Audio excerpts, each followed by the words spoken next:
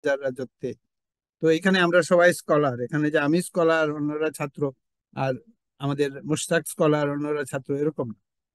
এখানে হচ্ছে যে রিভার্স পিরামিডটাকে উল্টে দিলেই ভালো, যে আমরা তথাকথিত পণ্ডিত যাদেরকে বলার চেষ্টা করা যেতে পারে, তারা এখানে রিসিভিং এন্ডে বা ইকুয়ালি একটা টেবিলে বা ইকুয়ালি বসেছে। আর একটা জিনিস আমি একটা কবিতা দিয়ে আজকে শুরু করতে চাই, যে রবীন্দ্রনাথের একটা, অনেকে জানে রবীন্দ্রনাথের একটা বিখ্যাত কবিতা গান রয়েছে, যে আমি আপন মনেরও মাধুরী মিশাই তোমারে করেছি রচনা। এটা খুব ডিপ ফিলোসফিক্যাল একটা কথা। এটা এটা এমন একটা কথা যে এটা অনেক সময় মানুষ এই গানটাকে মিসআন্ডারস্ট্যান্ড করে, মনে করে যে এটা একটা প্রেমের গান। আসলে এটা না, এটা একটা ফিলোসফিক্যালি ডিপ কথা এখানে বলা হয়েছে। যেমন জেনেটিক্স যদি ধরি, এখানে আমরা যে জেনেটিক্স এর উদ্দেশ্যে যদি বলি, তো কার জেনেটিক্স এটা? এটা কি মেন্ডেলের জেনেটিক্স, নাকি মেন্ডেল পূর্ব যে মানুষগুলা যারা মেন্ডেলের আগে জেনেটিক্স করেছিল তাদের জেনেটিক্স, নাকি বর্তমান পৃথিবীর বিভিন্ন স্টেক হোল্ডার যারা আছে, ছাত্র আছে, বীজ কোম্পানি আছে, কার জেনেটিক্স? তো আমরা প্রত্যেকেই জেনেটিক্স কে আপন মনের মাধুরী বিষয়ে ইন্টারনালাইজ করে ফেলবো, জেনেটিক্স এর ভিতরে প্রবেশ করব, এমন ভাবে এটা বুঝে নেব যে জেনেটিক্স কে কেন্দ্র করে আমরা যা খুশি একটা বিজনেস এন্টারপ্রাইজ থেকে শুরু করে সবকিছু করতে পারবো, যেটাকে ইংরেজিতে বলে আন্ডারভ্যালি অফ জেনেটিক্স। সেটাতে আমরা ঘুরে যাবো। তো প্রত্যেকটা জ্ঞানেরই আমরা যে প্ল্যাটফর্মটা তৈরি করেছি ইউনিভার্সিটির বাইরে, আমাদের উদ্দেশ্য হলো এটাকে আমরা আত্মস্থ করে তুলবো, আপন মনের মাধুরী মিশাই এটাকে নিজেদের মতো করে আমরা ভিতরে নিয়ে নেব, যাতে এটা চিরদিন আমাদের সাথে থাকবে। এই স্পিরিট নিয়ে আমরা একটা নতুন আঙ্গিকে এই জেনেটিক্স এর এই পর্বটা, দ্বিতীয় পর্ব আজকে চলছে। তো নেক্সট স্লাইড। আজকে আমরা আমরা যেহেতু ক্লাসিক্যাল বই পুস্তকের ব্যাপারটা এড়িয়ে যাব না, আমি একটু স্মরণ করিয়ে দেই যে গতকাল আমরা তিনজন মহারথী, ডারউইনের আগে তারা মুসলিম ফিলোসফার, তাদের কথা বলেছিলাম, জাহিদ, আল-তুসি আর ইবনে খালদুন। তারা এক ধরনের এভলিউশনের কথা বলেছিলেন, এবং কি বলেছিলেন আমাদের এই স্লাইডে আমরা সবার কাছে পৌঁছে দেব। তারপর আমরা দেখলাম ডারউইন আসলেন 1870-80 সালের দিকে, তারপর আসলেন মেন্ডেল। তো মেন্ডেলকে ডারউইনের জানা উচিত ছিল, কিন্তু ডারউইন জানতেন না। মেন্ডেল ওয়াজ ডিসকভার্ড ইন্ডিপেন্ডেন্টলি, এবং পরবর্তীকালে টমাস হান্ট মর্গান মেন্ডেল যে কাজটা মটরশুঁটি দিয়ে করলেন, যে কথাটা আমরা গতকাল কিছুটা বলেছিলাম, কর্ন দিয়ে আমরা দেখিয়েছিলাম, আজকে আমরা আবার ফর্মালি মেন্ডেলের সবাইকে মনে করিয়ে দেব। এবং সবাইকে এটা জানতে হবে যে এখন তো আমরা সবই জানি, আমরা মেন্ডেলও জানি, পুরা জেনেটিক্স জানি, মলিকুলার বায়োলজি জানি। এই মুহূর্তে আমাদের জিন এবং জিনের যে অ্যাবস্ট্রাক্ট আইডেন্টিটি, এটা নিয়ে তর্ক বিতর্কে জড়িয়ে পড়ার আসলে কোনো দরকার নেই। এটা আমরা ঐতিহাসিক কারণে করতেছি। এই মুহূর্তে জিন একদম টোটাল ডিটেইলস আমরা জানি, বিকজ আমরা ডিএনএ সিকোয়েন্সিং কিন্তু করতে পারি। তো জিনকে আমরা পরিষ্কার দেখতে পাচ্ছি এটিজিসি কোডের মাধ্যমে। কিন্তু আমরা যেখানে ঐতিহাসিকভাবে জিনিসটা বলে যাচ্ছি, এমন ভাবে ভাগ করছি যে আমরা জানি, আমরা যেমন সেই মেন্ডেলের যুগে আছি, এবং আমরা যেমন এমন একটা সময় আছি যে মেন্ডেল তার সূত্রটা ডিসকভার করেছেন। এইটা না করলে এই রকমভাবে চলে যাবে। তো আমরা এটা এখন করি। তো মেন্ডেল টিকে নিয়ে, মটরশুঁটিকে নিয়ে গবেষণা করলেন। মটরশুঁটির বিভিন্ন চরিত্র, যেমন এটা যেটা আমরা এখন দেখতে পাবো। প্রথমে একটা চরিত্রের কথাই বলি, যে কোনো একটা চরিত্র, যেটা আমরা কর্নকে দেখিয়েছিলাম, একটা মেন্ডেলিয়ান আইডিয়া। সেটা হচ্ছে জিনোটাইপ। তো আমরা কর্নের ভালো দেখেছিলাম, যদি বড় বি হয়, একজন বলেছিল এটা genotype, B over small B হচ্ছে means that B is dominant. তো এটা একটা জিনোটাইপ আর একটা হেটেরোজাইগাস। তো এই যে একটা আরেকটার উপরে ডমিনেন্ট হয়ে যাবে, একটা ফিনোটাইপ যেটা সাদা ছিল, কালো দিয়ে ক্রস করে দেখে সাদা হওয়ার প্রবণতাটা, whiteness of the white disappear করে গেল, কালো আধার নিচে গিয়ে কালো হয়ে গেল। এই যে ডমিনেন্ট রিসেসিভ সম্পর্ক, এখানে কালোটা ডমিনেন্ট, সাদাটা রিসেসিভ, এই প্রবণতাটা ডিসকভার করেছিল মেন্ডেল, এবং এটা মেন্ডেলের নাম্বার 1 সূত্র, যে একটা জিনোটাইপ থাকবে, একটা ডমিনেন্ট থাকবে, একটা রিসেসিভ থাকবে।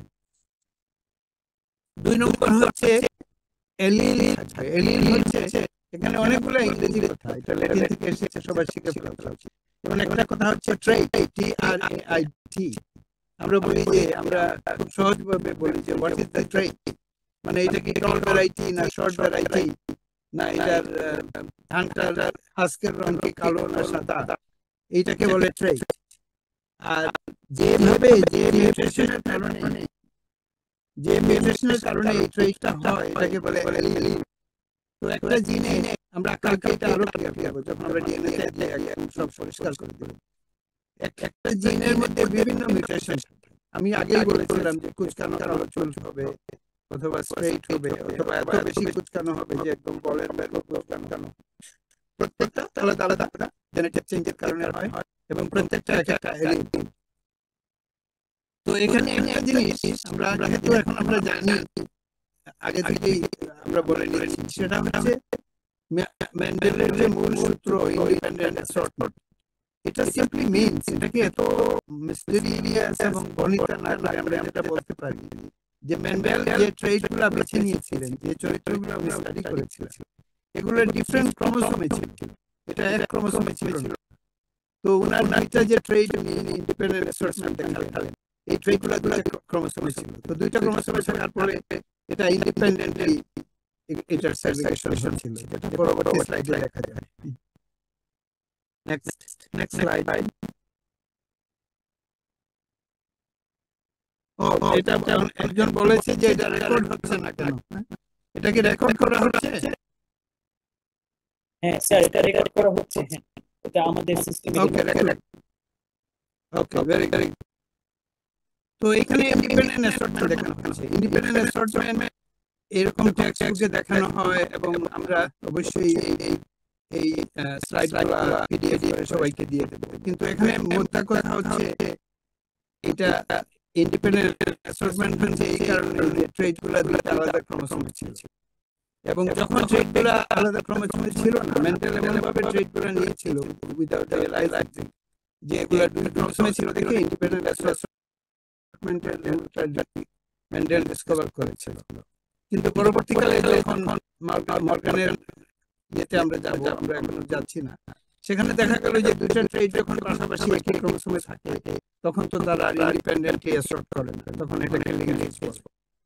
সো মেন্ডেলের সূত্রের একটা পাওয়ারফুল ইয়ে হলো যে traits will assort independently and therefore they reside in different places. তখনও কিন্তু ক্রোমোসোম ডিসকভার হয়নি। তো সবাই আমরা এক ধরনের নাটক করতেছি, একটা মিস্ট্রি করতেছি, বিকজ ক্রোমোসোমের ডিসকভারি এখনো হয় না। Next slide.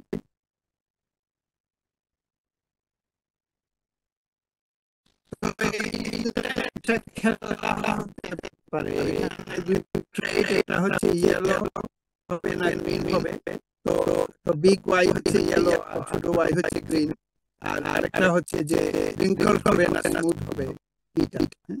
তো পিটা এই দিয়ে এখনো দেখা যায় মেন্ডেলের পরে একজন আমার এক বন্ধু অ্যাকচুয়ালি মেন্ডেলের এই যে রিঙ্কল এইটা ক্লোন ছিল করে করে বিখ্যাত হয়েছিল যে মেন্ডেলের বলেছে। তো এখানে এই যে ছকটা আছে, এটা ছক দেখে আমরা সবার কাছে এটা পাঠিয়ে দিব যে এটা যদি কেউ ক্লিয়ার করে যে দুইটা ট্রেইট এইটা ক্রোমোসোমে থাকে, তাহলে যে অ্যাসর্টমেন্ট হবে এবং কি রেশিওতে কোনটা ইয়েলোনেসের সাথে যে কালারের সাথে যে রাফ সারফেস না স্মুথ, এটা কিভাবে সেগ্রিগেট করবে, এটাই হলো মুদ্রা কথা। মেন্ডেলিয়ান জেনেটিক্সের এই স্কয়ারটাই হচ্ছে মুদ্রা কথা। এবং এটা হোমোলগাস ক্রোমোসোমে genes are located on homologous chromosome pair, যেখানে বড় ওয়াইট আছে সেখানেই একই জায়গায় ছোট ওয়াইট আছে, এটা আসলে একই মিউটেশন। তো এটা এরকম আমরা দেখাচ্ছি এই কারণে যে তখন মানুষের ডিএনএ সম্বন্ধে বিন্দুমাত্র ধারণা ছিল। তো এটা শুধুমাত্র একটা অ্যালজেব্রার খেলা ছিল। তবে কতগুলো ইম্পর্টেন্ট কথা সেই সময় থেকে পুরনো, সেই প্রাচীন সময় থেকে বেরিয়ে এসেছে, যেটা আমাদের বায়োলজিতে এখনো রয়ে গেছে। সেটা হচ্ছে যে dihybrid cross means two different traits, এবং এই ট্রেইটগুলো দুইটা আলাদা ক্রোমোসোমে ছিল। এটা একটা ইম্পর্টেন্ট। 2 নম্বর হচ্ছে ফেনোটাইপিক রেশিও, যে কি রেশিওতে স্মুথ হবে আর গ্রিন হবে, এখানে সব দেওয়া আছে। এই রেশিওটা একটা রেশিও ফলো করে 9:3:3:1। এটা একটা মেন্ডেলের সূত্রের একটা অংশ। 2 নম্বর হচ্ছে যে এটা সমস্ত ট্রেড গুলা যেমন ইয়েলোনেস এবং নন ইয়েলোনেস এটা একই ক্রোমোসোমে স্থাপিত, হোমোলোগাস ক্রোমোসোম। তো এই আইডিয়াগুলো হোমোলোগাস ক্রোমোসোম পুরনো পেপারে গেলে দেখা যাবে। আর আরেকটা হচ্ছে জিনোটাইপ আর ফেনোটাইপ, এটা আমরা আগে কভার করেছি, যে জেনেটিক কনফিগারেশন যেটা দেওয়া হবে। এবং এটা খুব ইন্টারেস্টিং যে আমি যদি এখন নতুন করে যেমন গমে আমি যদি একটা শর্ট গম তৈরি করি, তো আমি এটাকে শর্ট হুইট SHW নাম দিতে পারি। আমি এই জিনটা যদি ডিসকভার হয় না, শুধুমাত্র মিউটেশন পেয়েছি, আমি বলবো এটা শর্ট হুইট 1, তখন এই শর্ট হুইটটা এটার নাম হয়ে যায়। এইভাবে আমি নিজে অনেক নাম করেছি, আমি নিজেই নতুন ট্রেড ডিসকভার করেছি, ওইটার নামটা আমি নিয়েছি। অল্টারড মেরিস্টেম প্রোগ্রাম MP1 আমার একটা জিন, ফার্টিলাইজেশন ইন্ডিপেন্ডেন্সি আমার জিন, রিকম্বিনেশন ডি রেগ আমার জিন। তো এখানে আমি কিভাবে লিখবো এটা আমি ঠিক করবো, আমি নাম দিব, আমি বড়টাকে ক্যাপিটাল করব, ছোটটাকে স্মল হরফে লিখবো, এটাই কনভেনশন। তো তোমরা যারা এখানে আসো, তোমরা যদি এটা জেনেটিক স্ক্রিন করো, একটা অ্যাব্রিভিয়েশন দিয়ে একটা জিনের নাম দাও, তখন ওই নামটাও তোমরা দিবা। এবং ডিএনএ যে অংশটা ওই জিনটাকে ইভেন্চুয়ালি দেখা যাবে ডিফাইন করছে, ওটা তোমার ওই নাম অনুযায়ী নামাঙ্কিত হবে। এটাই জেনেটিক্স এর কনভেনশন, এবং সবাই এটাই মেনে নেবে। এবং ওই যে তুমি নাম দিলে শর্ট হুইট SHW নাম দিলে, ওই সিম্বলিজমটাকে বলে জিনোটাইপ। আর হুইটটা যে আসলে ছোট হয়ে গেল, এটাকে বলে ফেনোটাইপ। তো কালকে একটা ইন্টারেস্টিং কথা আমরা বলেছি, এটা খুব প্রফাউন্ড একটা কথা, যে এই যে মেন্ডেলের আগে যে হাজার বছর ধরে যে জেনেটিক্স ছিল, যেটা আমাদের ক্রপ দিয়েছে, আমাদের ডোমেস্টিকেটেড ক্রপ দিয়েছে, আমাদেরকে অ্যানিমেল গুলো দিয়েছে, এই যে জেনেটিক্সটা আমরা করেছি মেন্ডেলের আগে, এটা শুধুমাত্র ফেনোটাইপ, এটার কোনো থিওরি লিখে রাখে না, এইসব মৌখিক। এবং এটা চিহ্ন হিসাবে কালিজিরা, সমুদ্র ফেনা, রাধুনী পাগল, বাসমতি এই ধানগুলো রয়েছে, মানে ফেনোটাইপটা রয়েছে। জিনোটাইপটা কেউ কোথাও লিখে নাই। জিনোটাইপটা এক ধরনের কালচারের একটা অংশ, জিনোটাইপের কোনো সিম্বলিজম নাই, কোনো পেপার পাবলিশ করে না। এটা বোঝা খুব দরকার, কারণ অনেকে মনে করে যে পেপার পাবলিশ করলেই যে জেনেটিক্স পেপার না করলে জেনেটিক্স হবে না, এটা সম্পূর্ণ ভুল একটা ধারণা। কারণ বেশিরভাগ জেনেটিক্স পৃথিবীতে এখন যে আছে in the form of variation, তার 90% কোনো জিনোটাইপ নেই। এটা শুধুমাত্র প্রোডাক্ট আছে, এটা কোনো জিনোটাইপ নেই। এটা বোঝা খুব দরকার। Next slide. তো এখন আমি একটা ইন্টারেস্টিং টপিক যেটা নিয়ে সকলের অনেক আগ্রহ রয়েছে, সেটা হচ্ছে যে বারবারা ম্যাকলিনটক এবং দ্য আইডিয়া অফ জাম্পিং জিন। এটা আমি ইনফ্যাক্ট মর্গানের কথা বলার আগে, জেনেটিক্স এর কথাটা সম্পূর্ণ করার আগেই আমি বারবার কথা বলতে চাই, কারণ first of all it's a scientific story, এবং এটা 1940s এ হয়েছিল। বারবারা যখন আমি যখন বারবারার সাথে মিট করেছি 1979 আমেরিকা যাওয়ার পরে, 1984 পর্যন্ত আমি যেহেতু হট স্প্রিং হারবারে যাইতাম প্রত্যেক বছর, তখন উনি নোবেল প্রাইজ আমি করেছেন, কিন্তু অলরেডি উনি একটা লেজেন্ড। তো কেন উনি লেজেন্ড ছিলেন? আমরা অলরেডি জানি যে প্রত্যেকটা জিনিসের জন্য একটা জিন থাকে, কালো কার্নেলের জিন আছে, বা পীর কি রাউন্ড হবে না লম্বা হবে, এটা জিনটা একটা ক্রোমোসোমে স্থাপিত, এটা সবাই জেনে গেছে ততদিন, যে এটা একটা স্টেবল জিনিস। কিন্তু বারবারা প্রথম দেখালেন যে একটা জিন, এখন আমরা জানি ডিএনএ সিকোয়েন্স, এটা ক্রোমোসোম থেকে লাফিয়ে উঠে অন্য জায়গায় চলে যায়, লাফালাফি করে এক জায়গায় আরেক জায়গায় চলে যায়। এই জন্য এটা একটা জাম্পিং জিন নামে প্রচলিত। এটাকে ট্রান্সপোজেবল এলিমেন্ট বলে।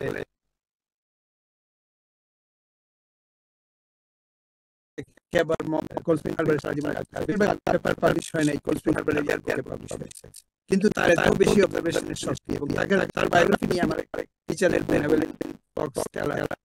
আমার টিচার মরি ফক্সের একটা বই লিখেছে called the feeling for the organism. তোমরা কোনদিন করে বা যারা পিডিএফ দেখো বা অডিও বুক দেখো, feeling for the organism is a biography of Barbara McClintock. তো তো এখানে বারবার লাইফের কথা ইনফরমেশন কিছু আছে, but what did she do এটা আমরা দেখবো এখন পরবর্তী স্লাইড। সো বারবারা এটা দেখার আগে আমরা একটু পরবর্তী আমার মানে আগের পরের স্লাইডটাতে চলে যাই, আমি তারপরে ফিরে আসবো। তো এইখানে আমি গতকাল দেখিয়েছিলাম আমার নিজের কাজে কার্নেল কবে মধ্যে কার্নেল থাকে, এবং বাম দিকে একটু দেখা যাচ্ছে ব্ল্যাক আর অন্যগুলো সাদা, এক ধরনের হালকা হালকা ইয়েলো সাদা কার্নেল। তো বারবারা দেখলেন এবং ওই সময়কার বিজ্ঞানীরাও দেখলেন যে হঠাৎ করে এইগুলা কালার আসতেছে, যেমন এই কার্নেল স্মুথলি সাদা কোনোটা, কিন্তু অন্যগুলা প্যাচিক ভাবে কালার হয়ে যাচ্ছে। এই যে মটল বলে এটাকে, এটা কেন হচ্ছে? এটা indicates some instability of the জিন। এখানে জিনগুলা আমাদের চামড়াতে যেরকম প্যাচ হয়ে সাদা হয়ে যায়, এইভাবে এখানে অ্যালুমিনিয়াম লেয়ারে এই প্যাচ আসতেছে। এই প্যাচটা এক ধরনের জেনেটিক মিস্ট্রি ছিল ফর মেনি ইয়ার্স, এবং এই প্যাচটাই হয়েছে দ্য ইন্ডিকেশন অফ জাম্পিং জিন। এই ফেনোটাইপকে কেন্দ্র করে বারবার সমস্ত কাজ। তো আমরা আগের স্লাইডে চলে যাই। তো এখানে অনেক ব্যাপার আছে, এই প্যাচ কেন হলো এটা নিয়ে অনেক কথা। উনি বারবার দেখেই বললেন যে ক্রোমোসোম গুলা ভেঙে যাচ্ছে। তো ক্রোমোসোম কিভাবে ভাঙছে? তুমি মনে করো এই যে এখানে জিনিসটা দেখানো আছে যে স্ট্রাকচারাল জিন যেখানে লেখা আছে, যেটাকে ডিএস বলে, ডিএস। মনে করো যে একটা জিন যেটা ভুট্টার কার্নেলকে কালো করে ফেলবে, তো সেখানে একটা ডিএনএ ওই জিনটাকে ইন্টারাপ্ট করে ওখানে বসে আছে একটা এলিমেন্ট।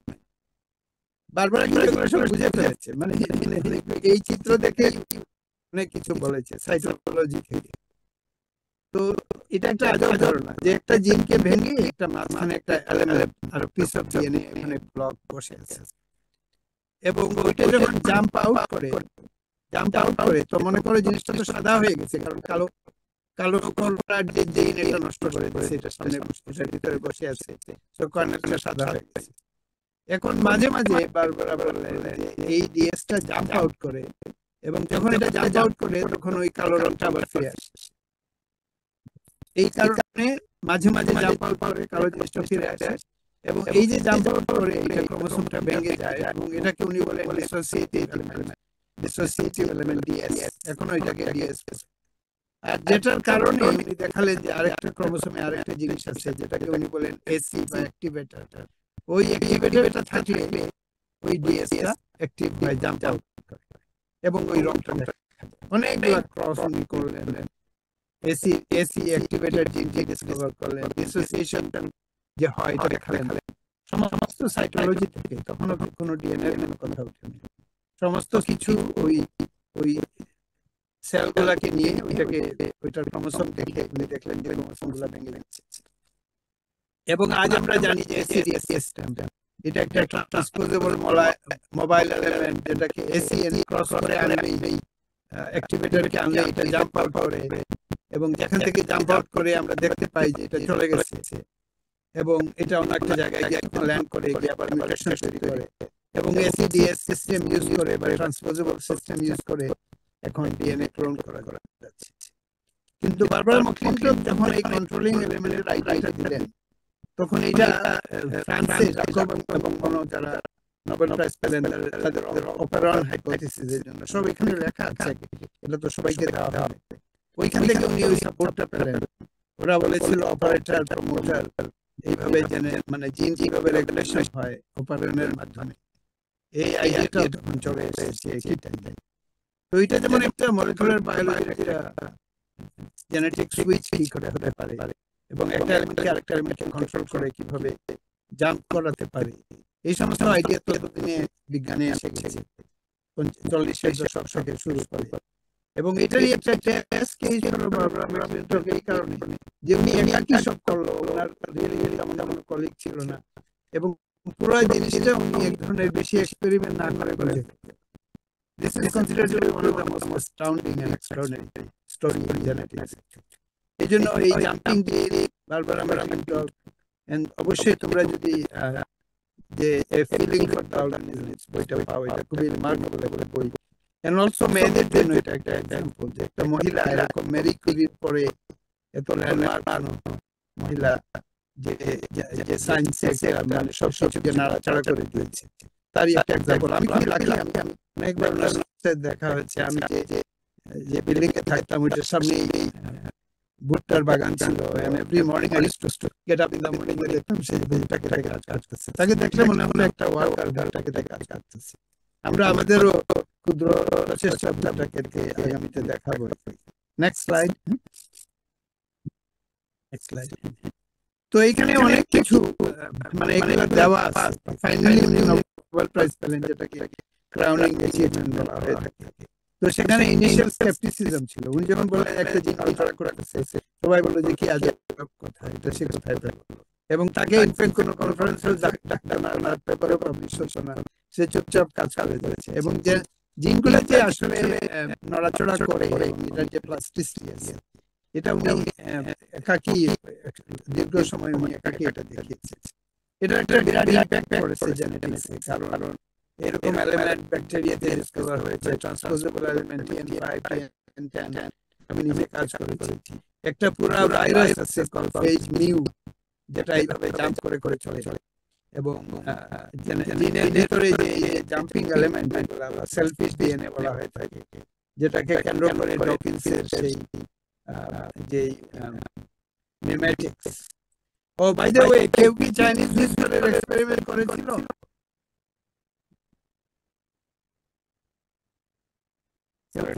করেছিলাম স্যার। হ্যাঁ, পরে কোনো রেজাল্ট হয়েছিল? স্যার বেসিক্যালি আমি বাংলা স্কাউটসের সাথে একটা প্রোগ্রাম করেছিলাম।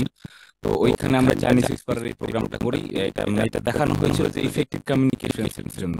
যদি নন ইফেক্টিভ কমিউনিকেশনস হয় তাহলে এই হুইসপারটা অনেক সময় মানে এটা আমরা যেটা মিউটেশনের কথাটা এর মধ্যে একটু ঢুকে পড়ে, যে আস্তে আস্তে আস্তে আস্তে যদি কেউ বলে বাড়ি, সেটা বাড়ি কথাটা হুইসপার হয়ে আস্তে আস্তে একদম লাস্ট ম্যান শুনবে সেটা একটা গাড়ি। তো যেমনটা আবার বলা যেতে পারে যে সকাল সে একদম ফার্স্ট ম্যান বলেছে চিরা, তো হুইসপার হয়ে আস্তে আস্তে শেষ লাস্ট ম্যান শুনবে শুনবে জিরা। তো এই হুইসপারের এই গেমটা আমরা খেলেছিলাম। তো ওইখান থেকে বোঝা যায়, এবং গ্রিন মিউটেশনটা আমার মনে হয় এইভাবেই আই হোপ সো ভাবেই কাজ করে এটা হুইসপারের মতো। Thank you. আমার হঠাৎ খেয়াল তো চাইনিজ হুইসপার যারা করে দেখে নিও যে জিন কি করে মিমিক করে এক ধরনের কনসেপ্ট, কারণ আমরা তো এই এক্সপেরিমেন্ট অ্যাকচুয়ালি করতে পারতাম।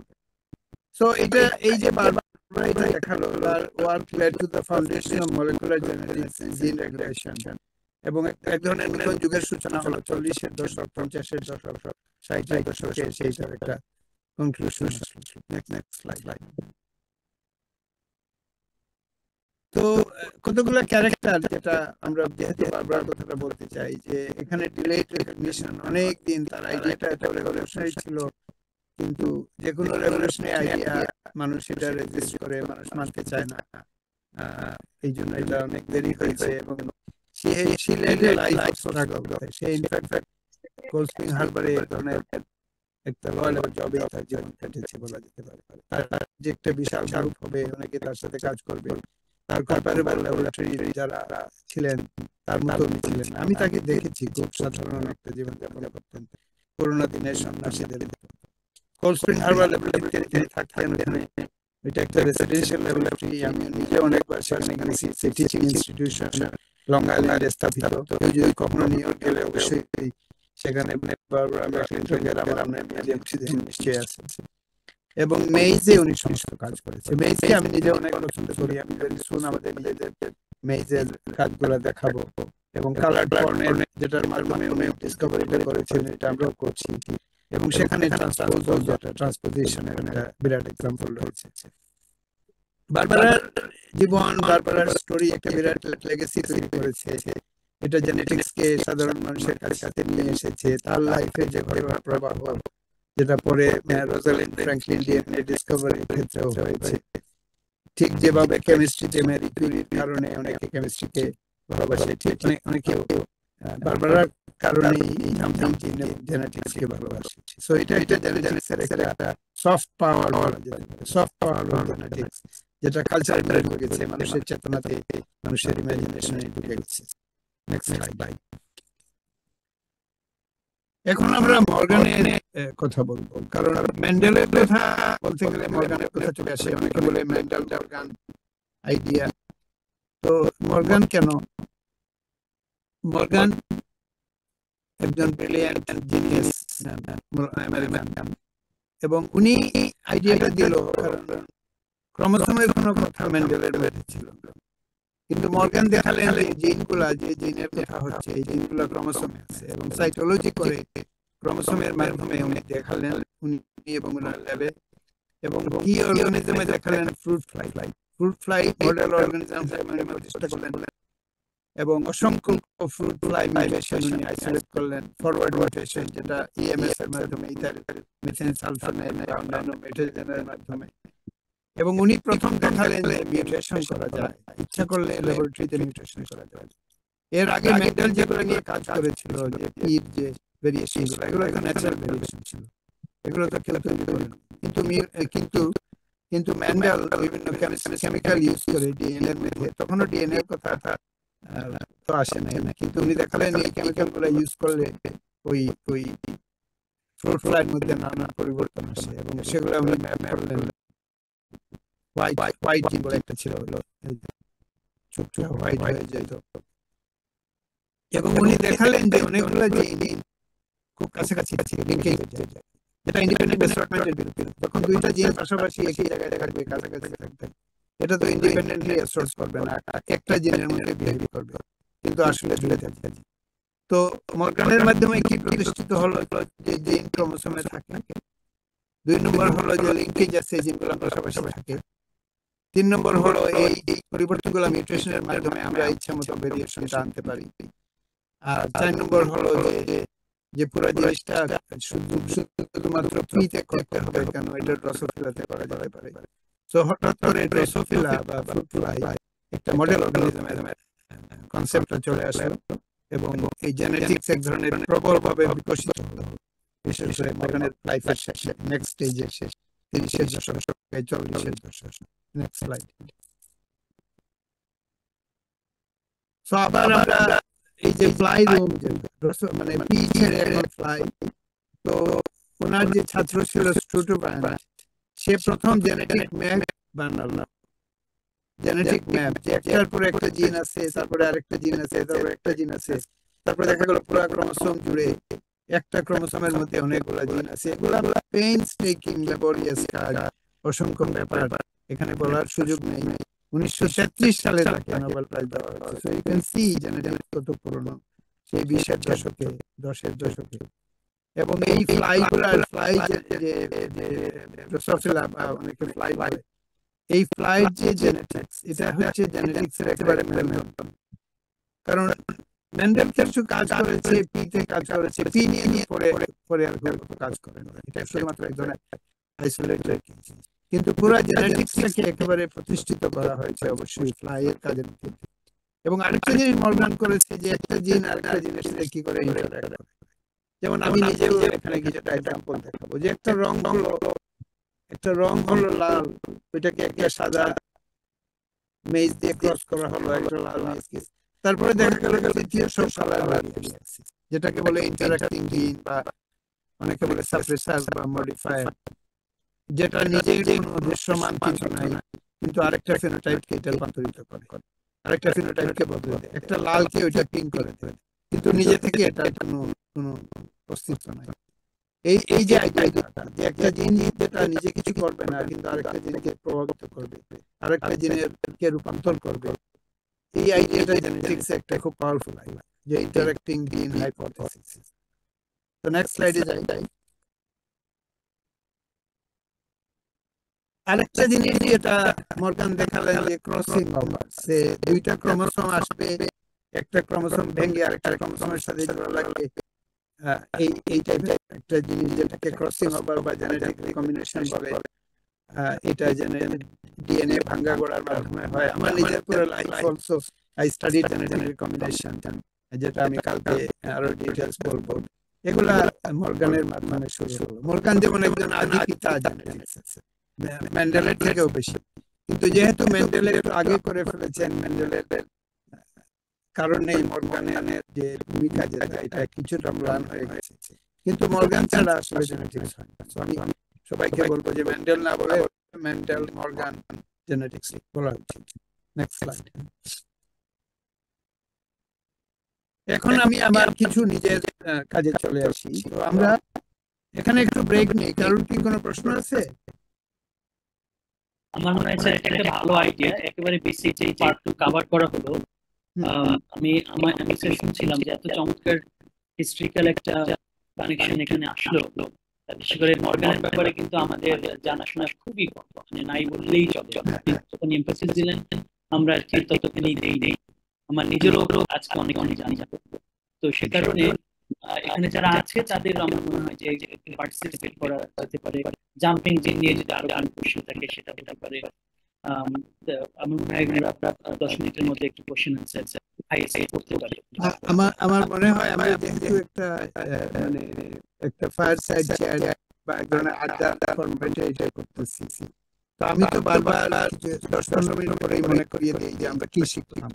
এটা একটা good way to consolidate memory. আমরা তো খাতার মধ্যে লিখে রাখবো, তারপরে খাতাটা পরে পড়বো, এইভাবে তো আমরা এই কোর্সটা রান করছি না। আমরা রান করছি যে একটা কনসেপ্টে, যেমন একটা ফ্যামিলি ব্রেকফাস্ট টেবিলে বসেছে, বাবা মা ফ্যামিলি মেম্বাররা কথা বলছে, এই ফরম্যাটে আমরা এগিয়ে যাচ্ছি। তো আমি সবাইকে আহ্বান জানাবো, বিশেষ করে গতকাল যারা অ্যাক্টিভ ছিল বা অনেকে আছে যারা খুব লিডার। স্যার দুজন হাত তুলেছে, একজন রিফাত প্রশ্ন করো।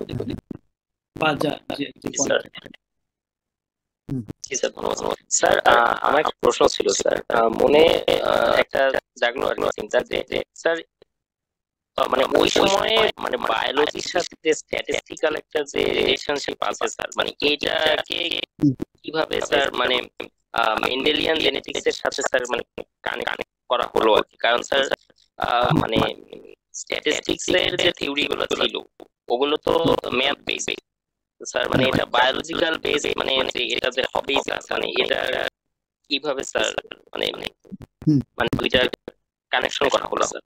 এটা ওয়ান্ডারফুল প্রশ্ন, এবং এটা কিছুটা আমি কালকে দেখলাম করব, কারণ ওই কারিকুলামে লেখা আছে যে মেন্ডেলের পরে যারা নিউ সিনথেসিস যারা করলো স্ট্যাটিস্টিক্স এর সাথে জেনেটিক্স এর যে সম্মেলন ঘটালো, এটার একেবারে আদি গুরু মোস্ট পাওয়ারফুল পারসন ইজ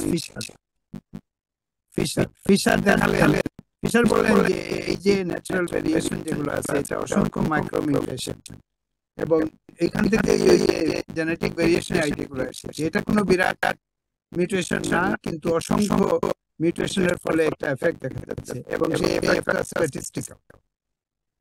এইভাবে পোস্ট ম্যান্ডেলিয়ান 3 জন খুব বড় গুরু ছিলেন। একজন হলেন ফিশার, আরেকজন হলেন ডমস্কি, মূলত 2 জন। তো ফিশার এখানে স্ট্যাটিস্টিক্স নিয়ে আসলে তুমি যেভাবে বলবো, উনি দেখালো যে মেন্ডেলের স্ট্যাটিস্টিক্স খুব সাধারণ, ইন্ডিপেন্ডেন্ট অ্যাসর্টমেন্ট, এটা তো কিছু না, এটার ম্যাথসটা খুব সিম্পল। কিন্তু আমরা যদি একটা পপুলেশনে যাই, পুরো একটা এরিয়াতে গিয়ে যদি আমরা পপুলেশন সার্ভে করি, বিশেষ করে বিভিন্ন প্রজাপতির কালার, উইং কালারের মধ্যে এই টাইপের স্টাডি যখন শুরু হলো, সেখানে দেখা গেল যে অসংখ্য কালার ভেরিয়েশন রয়েছে, একটা দুইটা না, যেমন wrinkle P R round P এর। In reality, in the world, there is a variation, is massive in number, এবং এটা হ্যান্ডেল করতে হলে এক ধরনের স্ট্যাটিস্টিক্স লাগে, এবং এই স্ট্যাটিস্টিক্সটা নিয়ে আসলেন ফিশার। তো ফিশারের স্ট্যাটিস্টিক্যাল থিওরি অফ জেনেটিক্স, এটা আমার এখানে কভার করার কোনো সুযোগ নাই, বাট আমি সবাইকে এটা বলে দিচ্ছি যে এই প্রশ্নটা আসলে খুবই প্রাসঙ্গিক, এবং ইন রিয়েল ওয়ার্ল্ডে, রিয়েল ওয়ার্ল্ড তো এরকম না যে কিছু পি আছে কিছু কর্ন আছে এইভাবে কেউ এক্সপেরিমেন্ট করবে, এইভাবে তো রিয়েল না। রিয়েল ওয়ার্ল্ড হচ্ছে হাজার হাজার দানের ভেরিয়েশন আছে, লিফের মধ্যে হাজার রকম চেঞ্জ আছে। এইটাকে কিভাবে হ্যান্ডেল করতে হবে, এবং এটা হ্যান্ডেল করতে হয় থ্রু স্ট্যাটিস্টিক্যাল জেনেটিক্স, যেটা আদি গুরু হলেন ফিশার, এবং ফিশারের অনেক শিষ্য আছেন। আমি ব্যক্তিগতভাবে যেহেতু black and white qualitative genetics সবসময় করি এবং করতে চাই, আমি স্ট্যাটিস্টিক্সটা একটু এড়িয়ে গেছি, কারণ স্ট্যাটিস্টিক্যাল এফেক্টগুলো, ইন্ডিভিজুয়াল এফেক্টগুলো খুব মাইনর, এবং এগুলাকে অনেক কম্পোজিট ওয়েতে একটা স্ট্যাটিস্টিক্যাল মডেলে হ্যান্ডেল করতে হয়। আমি এটার অস্তিত্ব সম্বন্ধে খুবই respectful, I like statistical genetics, but I want somebody else to do it. I don't do it. এটাই হলো এখানে একটু কমপ্লিমেন্ট করি যে আমার যিনি সুপারভাইজার স্যার কয়েকদিন আগে এসেছিলেন, উনি কিন্তু ফিশারের পিএইচডি স্টুডেন্ট ছিলেন।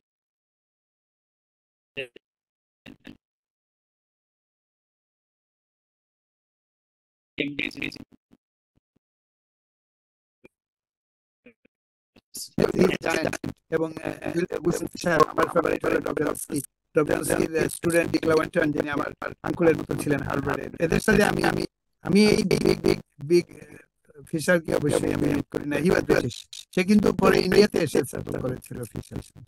হি was very upset with the western world and decided to come and live in India. তো যে কারণে ইন্ডিয়াতে একটা বিরাট স্ট্যাটিস্টিক্যাল ট্র্যাডিশন আছে, প্রশান্ত মহালনাবিশকে কেন্দ্র করে ইন্ডিয়ান স্ট্যাটিস্টিক্যাল ইনস্টিটিউট। ওইখানে কাজ করতে ফিশার ইন্ডিয়াতে চলে গেছে। And he spent his last days, I think he died in India. আরেকটা প্রশ্ন ছিল কারণ আরেকটা স্যার মেসেজ করেছে একজন সন্তোষ, আপনার প্রশ্নটার আগে একটু দেখি। তাজিন ইসলাম প্রশ্ন করেছে যে sir can you please elaborate the part where it talks about interacting genes? Okay, very important. তো ইন্টারঅ্যাক্টিং জিন হচ্ছে একটা জিন আর একটা জিনকে মডিফাই করবে। আমরা প্রথমে দুইটা ফিনোটাইপ বেছে নিব, যেমন একটা রেড কার্নেল আর হোয়াইট কার্নেল যদি প্রাইমারি ফিনোটাইপ হয়, যেটা মেন্ডেল যেভাবে বলেছিল। তো দেখা যাবে যে রেডটাকে এখন দেখা যাবে যে এরকম যদি হয় যে এখানে অনেকগুলো হোয়াইট কর্ন আছে, বিভিন্ন ভ্যারাইটি আছে, তো অবজারভেশন হলো যে রেডের সাথে যখন হোয়াইটকে ক্রস করা হয়, কোনো ক্রসে দেখা যাবে যে রেড এবং হোয়াইট সেগ্রিগেট করতেছে, আর কোনো ক্রসে দেখা যাবে যে এটা নতুন কালারের জন্ম হচ্ছে, যেটা পিঙ্ক বা যেটা সাদা, রেডটাকে এক ধরনের পাতলা করে দিচ্ছে, রেডনেসটা কমে যাচ্ছে। তো তখন এই ইন্টারঅ্যাক্টিং জিনের আইডিয়া আসলো। এবং ইন রিয়ালিটি এটা যেটা মিন করে, মানে আমরা তো এখন ধরনের অ্যাবস্ট্রাক্ট লেভেলে এটা আলোচনা অনেক চালিয়ে যেতে পারি যে by definition it is interacting, because এটাকে অনেকে মডিফায়ার বলেছে, অনেকে সাপ্রেসার এনহ্যান্সার বলেছে। এটার বিভিন্ন কারণ রয়েছে। একটা হচ্ছে বায়োকেমিক্যাল পাথওয়েতে গিয়ে একটা এক ধরনের ছোট ইন্টারফারেন্স হয়, যেটা একাকী কোনো ফেনোটাইপ কালার তৈরি করতে পারে না, বাট আরেকটা কালারকে মডিফাই করে। কোনো ক্ষেত্রে দেখা যাবে যে এটা জিন রেগুলেশন ছিল, একটা ট্রান্সক্রিপশন ফ্যাক্টর ছিল, ওইটার বাইন্ডিং এফিনিটিটা কমিয়ে দেয়, মানে একটা কোয়ান্টিটেটিভ এফেক্ট তৈরি করে। ইন এসেনশিয়ালি এই ফিশার টাইপের জেনেটিক্স তৈরি করে যে লাল আর সাদা বলে কিছু নাই, লালের মধ্যে একটা স্পেকট্রাম আছে। তো এই স্পেকট্রামটা due to the interference of other genes, minor gene, এবং এই মাইনর জিনগুলোর সংখ্যা এত বেশি যে there are hundreds and hundreds of them, এগুলাকে অ্যাকোমোডেট করার জন্য একদিকে স্ট্যাটিস্টিক্স এর আশ্রয় নিতে হয় জেনেটিক্সে, আর বায়োকেমিস্ট্রি যখন হয়ে যাবে তখন দেখা যাবে এগুলা different protein, different interacting protein, transcription factor. এটাই ইন্টারঅ্যাক্টিং জিনের মূল বিষয়। তাই জিন কি শুনতে পাচ্ছ? জি স্যার, শুনতে পাচ্ছি। ক্রাউডের মধ্যে আমি এই answer was okay for you? Okay, thank you. এখন সন্তোষ স্যার, ওই যখন ন্যাচারাল বা আর্টিফিশিয়াল ভেরিয়েশন হয় বা আমরা ভ্যারাইটি উদ্ভাবন করি, সে ভ্যারাইটি যারা কনজিউমার তাদের ক্ষেত্রে কি কোনো প্রভাব, লং টার্ম কোনো প্রভাব পড়ে? একটা বিষয়। আর দ্বিতীয় হচ্ছে সে ভ্যারাইটি কি কোনো সময় কোন স্পিসিস হতে পারে, কি হতে পারে, নতুন কোন স্পিসিস কোন এক সময় হতে পারে কি? হ্যাঁ, এটা একটা কনজিউমার যারা এটা কনজিউম করে এদের মধ্যে কি কোনো পরিবর্তন আসতে পারে, জেনেটিক্যাল কোনো কিছু কি? এটা তো মানে এখন আমরা খাবারকে যেটাকে বলা হয় GRAS, জেনারেলি রিকগনাইজড এসএস, তো এই পাবলিক হেলথে অনেকগুলা কনসেপ্ট আছে। যেমন আমি যদি একজনের বাড়িতে গিয়ে বলি আমাকে একটু পানি দাও, সে গ্লাসে করে পানি দেয়, আমি তো পানিটা খেয়ে ফেলতাম, তাই না? আমি তো ভাববো না যে এই পানির মধ্যে কি আছে, পানির মধ্যে লেড অ্যাসিড থাকতে পারে। তো এই কনসেপ্টটাকে বলে জেনারেলি রিকগনাইজড এসএস। কারণ কতগুলো, যেমন একজন ভাত রেঁধে দিলে আমি ভাতটা খেয়ে ফেলতাম, বাট ওইখানে যদি একটা নতুন পাতা থাকে, দুধটার পাতার মতো লাগে, আমি খাবো না, তাই না?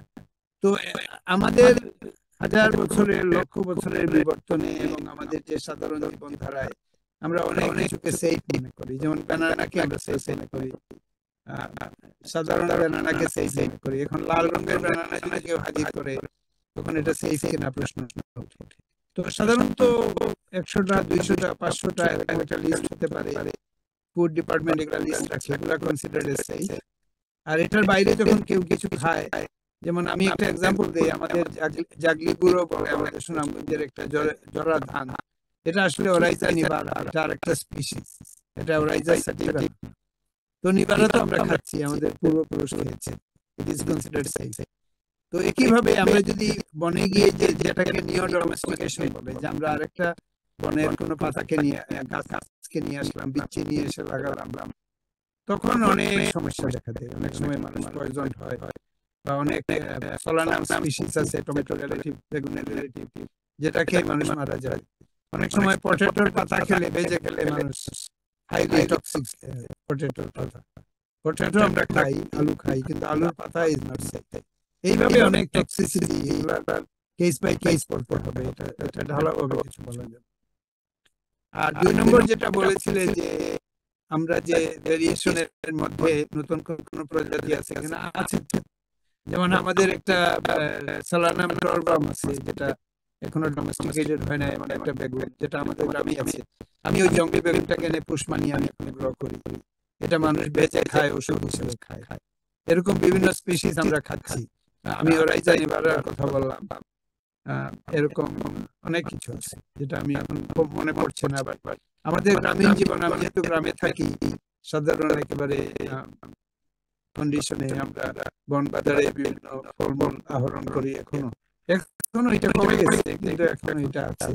এখনো আমরা আনডোমেস্টিকেটেড ক্রপ খাচ্ছি অনেক ক্ষেত্রে। স্যার, মানে আমি অ্যাকচুয়ালি এখানে জানতে চেয়েছি একটা ভ্যারাইটি, ধরেন আপনার ধান পঞ্চব্রী, এটা আমরা দীর্ঘ সময় খাইলাম, 100 বছর বা 200 বছর, সরি খাবো বলি, মানে এটাকে কাল্টিভেশন হচ্ছে, এইভাবে চলছে। কোনো এক সময় কি সে পঞ্চব্রী স্পিসিস হতে পারে, সেটা 1000 বছর বা 100 বছর পরে হতে পারে? না, স্পিসিস বদলানো, স্পিসিস ব্যারিয়ার ডেটা একটা জিনিস। স্পিসিস কিভাবে ডিফাইন করি? একটার সাথে আরেকটা যখন ক্রস হয় এবং একটা হাইব্রিড তৈরি হয়ে যায়, ফার্টাইল থাকে, তখন এটাকে একই স্পিসিস হিসেবে বলে। তো সাধারণ ব্যবহারিক অর্থে ধান তো মিউটেট করে আরেকটা স্পিসিস হয় না। বা আমরা যদি পঞ্চব্রী হোক আর যে ধানই হোক আমরা লাগিয়ে যাই অনন্তকাল ধরে, এটা আরেকটা স্পিসিস হবে না, হওয়ার কোনো কারণ নাই। তো এইটা এক ধরনের অপারেশনাল ডেফিনিশন। এটা যে হবেই না, আমরা তো এভলিউশনে জানি যে একটা স্পিসিস থেকে আরেকটা স্পিসিস হয়েছে। তো স্পিসিস বাউন্ডারির কথা নিয়ে কেউ অতটা আলোচনা করে না, এটা সম্পূর্ণ আলাদা একটা ব্যাপার। এটা অনেকে বলে যে পাংচুয়েটেড ইকুইলিব্রিয়াম বলে একটা আইডিয়া আছে, যেটা স্টিভেন জে গুল বলেছিল। যে ও বলেছিল যে একটা অবাস্তব ঘটনা ঘটে, একটা মিটিওরাইট স্ট্রাইক হয়, ইয়ে থেকে আকাশ থেকে পড়ে স্পিসিস বদলে দেয়, তখন নতুন স্পিসিস আসে। এই টাইপের অনেক আইডিয়া আছে। বাট অন্তত ব্যবহারিক করতে মেন্ডেলিয়ান জেনেটিক্স এর কারণে অর্থে আমরা যেভাবে ব্যবহারিক জেনেটিক্স করি, ক্রপ ভেরিয়েশন করি, সেখানে স্পিসিস বদলানোর কোনো কথা আসে না। ধন্যবাদ স্যার। ওকে, নেক্সটটাতে আমরা যাই। জান্নাতুল বলো।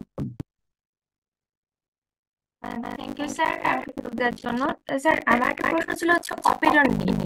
তো আমরা তো জানি যে হচ্ছে অপেরন, এখানে যদি আমি ভুল না করি, অপেরন বলতে আমরা যেটা শিখছিলাম হচ্ছে ল্যাক অপেরন। স্যার কি ভুল বলছি স্যার? না, ল্যাক অপেরন, ল্যাক অপেরন তো স্যার 3 রকমের আছে, লাইক A, Y আর Z। তো স্যার এটা তো সিঙ্গেল এর মানে। আর স্যার আমার প্রশ্নটা হচ্ছে যে ল্যাক অপেরন বেশি ক্ষেত্রে দেখা যায় হচ্ছে প্রোক্যারিওটদের ক্ষেত্রে,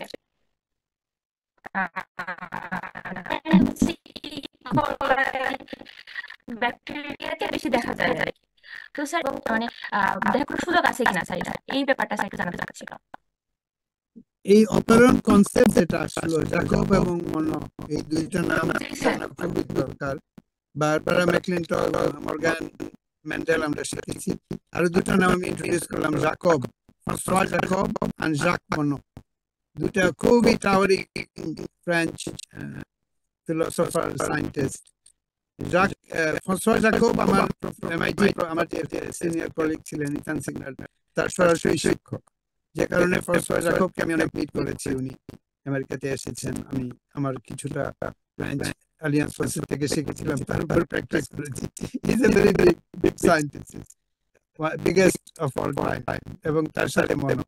তো উনি যে আইডিয়াটা দিলেন যে এখানে ল্যাক অপারেন্টটা একটা পার্টিকুলার অপারেন্ট, বাট আইডিয়াটা হচ্ছে ইউনিভার্সাল। আইডিয়াটা হচ্ছে এরকম যে একটা জিনের বাইরে একটা অংশ থাকবে যেখানে গিয়ে একটা ট্রান্সক্রিপশন ফ্যাক্টর বাইন্ড করবে এবং ট্রান্সক্রিপশনটাকে বাধা দিবে। এখন আমরা যেহেতু ট্রান্সক্রিপশনের কথা বলি নাই, আমি একটু কুইকলি বলি যে ডিএনএ থেকে যখন আরএনএ হয় এটাকে বলে ট্রান্সক্রিপশন, আর আরএনএ থেকে যখন প্রোটিন হয় এটাকে বলে ট্রান্সলেশন। তো DNA makes RNA makes protein, এটা হলো মলিকুলার বায়োলজির গোল্ডেন রুল। একটা ডিএনএ একটা কোড, কিন্তু এটা আরেকটা কোডের জন্ম দিবে যেটা মেসেঞ্জার আরএনএ, ওই কোডটা পরে প্রোটিন হবে। এইভাবে মলিকুলার বায়োলজি চলে, যেটা আমরা কালকে আরো ডিটেইল করব। তো জাকবেন মনে দেখালেন যে একটা মলিকুলার সুইচ আছে। মনে করো একটা জিন যেটা বানানোই হচ্ছে, তো এটা যদি এরকম হয়, হিট গরম পড়লে এটা হবে আর ঠান্ডা অবস্থায় এটা হবে না, এটা যদি প্রকৃতির উদ্দেশ্য হয় তখন কি করবে, কিভাবে বানাবে? এটা এমন ভাবে বানাবে যখন ঠান্ডা থাকে তখন এটা ওই বানানোর জায়গায় অন্য কিছু বাইন্ড করবে, আর গরম হওয়ার পরে গরমে এটা গলে যাবে, তখন গরমের সময় এটা হবে। এই টাইপের একটা সুইচ হলো অপারেটরের আইডিয়া, তাই না? এটা ল্যাকের ক্ষেত্রে ওনারা করেছিল, সেজন্য ল্যাক অপারেটর। কিন্তু এই যে আইডিয়াটা যে কন্ডিশনাল এক্সপ্রেশন পারেন, যেটা এক সময় হবে আরেক সময় হবে না, এবং কিভাবে এই সুইচটা গঠিত হবে যে একটা প্রোটিন গিয়ে ওইখানে বসে থাকবে, ওইটা বাধা দিবে, তারপর অন্য কন্ডিশনে প্রোটিনটা ডিসলভ হয়ে যাবে, সরিয়ে দেবে। এই আইডিয়াটা তো সবখানে আছে, it is all over biology. তো জ্যাকবেন মনে যেটা ডিসকভার করেছিল ল্যাক অপারেটরের ক্ষেত্রে, এই অপারেন্ট কনসেপ্ট এবং ট্রান্সক্রিপশনাল রেগুলেশনাল কনসেপ্ট, এটা hundreds and thousands of times প্রত্যেকটা ব্যাপারে, মাসলে, নার্ভে, ব্রেইনে, সবখানে এই টাইপের অপারেন্ট সিস্টেম কাজ করতেছে। অপারেন্ট হয়তো বলা হচ্ছে না, এটাকে সিম্পলি এখন বলা হয় জিন রেগুলেশন বা ট্রান্সক্রিপশনাল জিন রেগুলেশন, যেখানে কোন জিন সারাক্ষণ হচ্ছে, যেমন ডিএনএ রেপ্লিকেশন জিন কনস্টিটিউটিভ, আর অন্য জিনগুলোকে বলা হচ্ছে রেগুলেটরি জিন, তাই না? যেটা রিপ্রেসারের মাধ্যমে হয় বা অ্যাক্টিভেটরের মাধ্যমে হয়। So this whole field is called gene regulation, যেটার আদি জননী হলো অপারেন্ট কনসেপ্ট। জি স্যার, এবার বুঝতে পারছি। Thank you sir. Abdullah Ahad. Sir আসসালামু আলাইকুম। স্যার একটা কোশ্চেন ছিল phytohormone related sir. Sir phytohormone আর জিন মানে জিন কন্ট্রোল, স্যার দুইটা আসলে আমরা বিভিন্ন ফাইটোহরমোন দেখি যেগুলো গ্রোথ ইনহিবিটর, গ্রোথ রেগুলেটরের ক্ষেত্রে কাজ করে স্যার। তো সেক্ষেত্রে স্যার জিন দ্বারা কি ফাইটোহরমোন কন্ট্রোল হয়, আর ফাইটোহরমোন দ্বারা জিনে কোনো কন্ট্রোল আছে স্যার? Good question. আসলে দুইটাই ট্রু, কারণ কোন ফাইটোহরমোন বানাতে হলে কিছু করতে হলে তো জিন লাগবে। সো প্লান্টের ক্ষেত্রে বলি টক্সিন, জিবারেলিক অ্যাসিড, সাইটোকাইনিন নিয়ে আমি অনেক কাজ করেছি। আমি একটা জিন আইসোলেট করেছিলাম, যেটা প্লান্টে আমার প্রথম gene AMP1, altered meristem program 1। AMP1 Abed Chowdhury লিখলেই দেখবে যে অনেক পেপার আছে, পুরো একটা ফিল্ডের জন্য হয়েছে এটা AMP1 এবং রিলেটেড জিন স্টাডি করতে। তো AMP1 মিউটেশন যখন হয়, সাইটোকাইনিন বেড়ে যায়, এবং সাইটোকাইনিন বেড়ে গেলে যে অ্যারাবিডোপ্সিসটা 6 সপ্তাহ পরে মারা যেত বীজ দিয়ে, এটা তখন আরেকটা জেনারেশনে যায়, অনন্তকাল বেঁচে থাকে। এটা this was my trigger to dream about Panchabri, এবং শুধুমাত্র সাইটোকাইনিন ওভার প্রোডাকশনের কারণে এটা হয়েছে, যে কারণে আমি সাসপেক্ট করি যে আমার মাল্টি হারভেস্ট ক্রপ বা পঞ্চব্রী, এটার পিছনে সাইটোকাইনিনের একটা ভূমিকা থাকতে পারে, যেটা আমি এখনো পাইনি। সো যে কোনো হরমোন বানাতে হলে জিন লাগবে, আর হরমোন যখন আমরা এড করি, হরমোন স্প্রে করি, ফাইটোহরমোন স্প্রে করি, তখন এটা অন্য জিন দিয়ে রেগুলেট করে। এটার যদি পাতা বেড়ে যায়, তো পাতা বাড়ার জিনকে এটা বাড়িয়ে দেয়। কোনো জিনের মধ্যে চেঞ্জ না এলে তো কিছু করা যাবে না, তাই না? So phytohormone is produced by the genes, some gene যেগুলো ফাইটোহরমোনকে প্রস্তুত করে বানায়। আবার ফাইটোহরমোনের যে এফেক্ট হয়, this is also mediated by the target gene.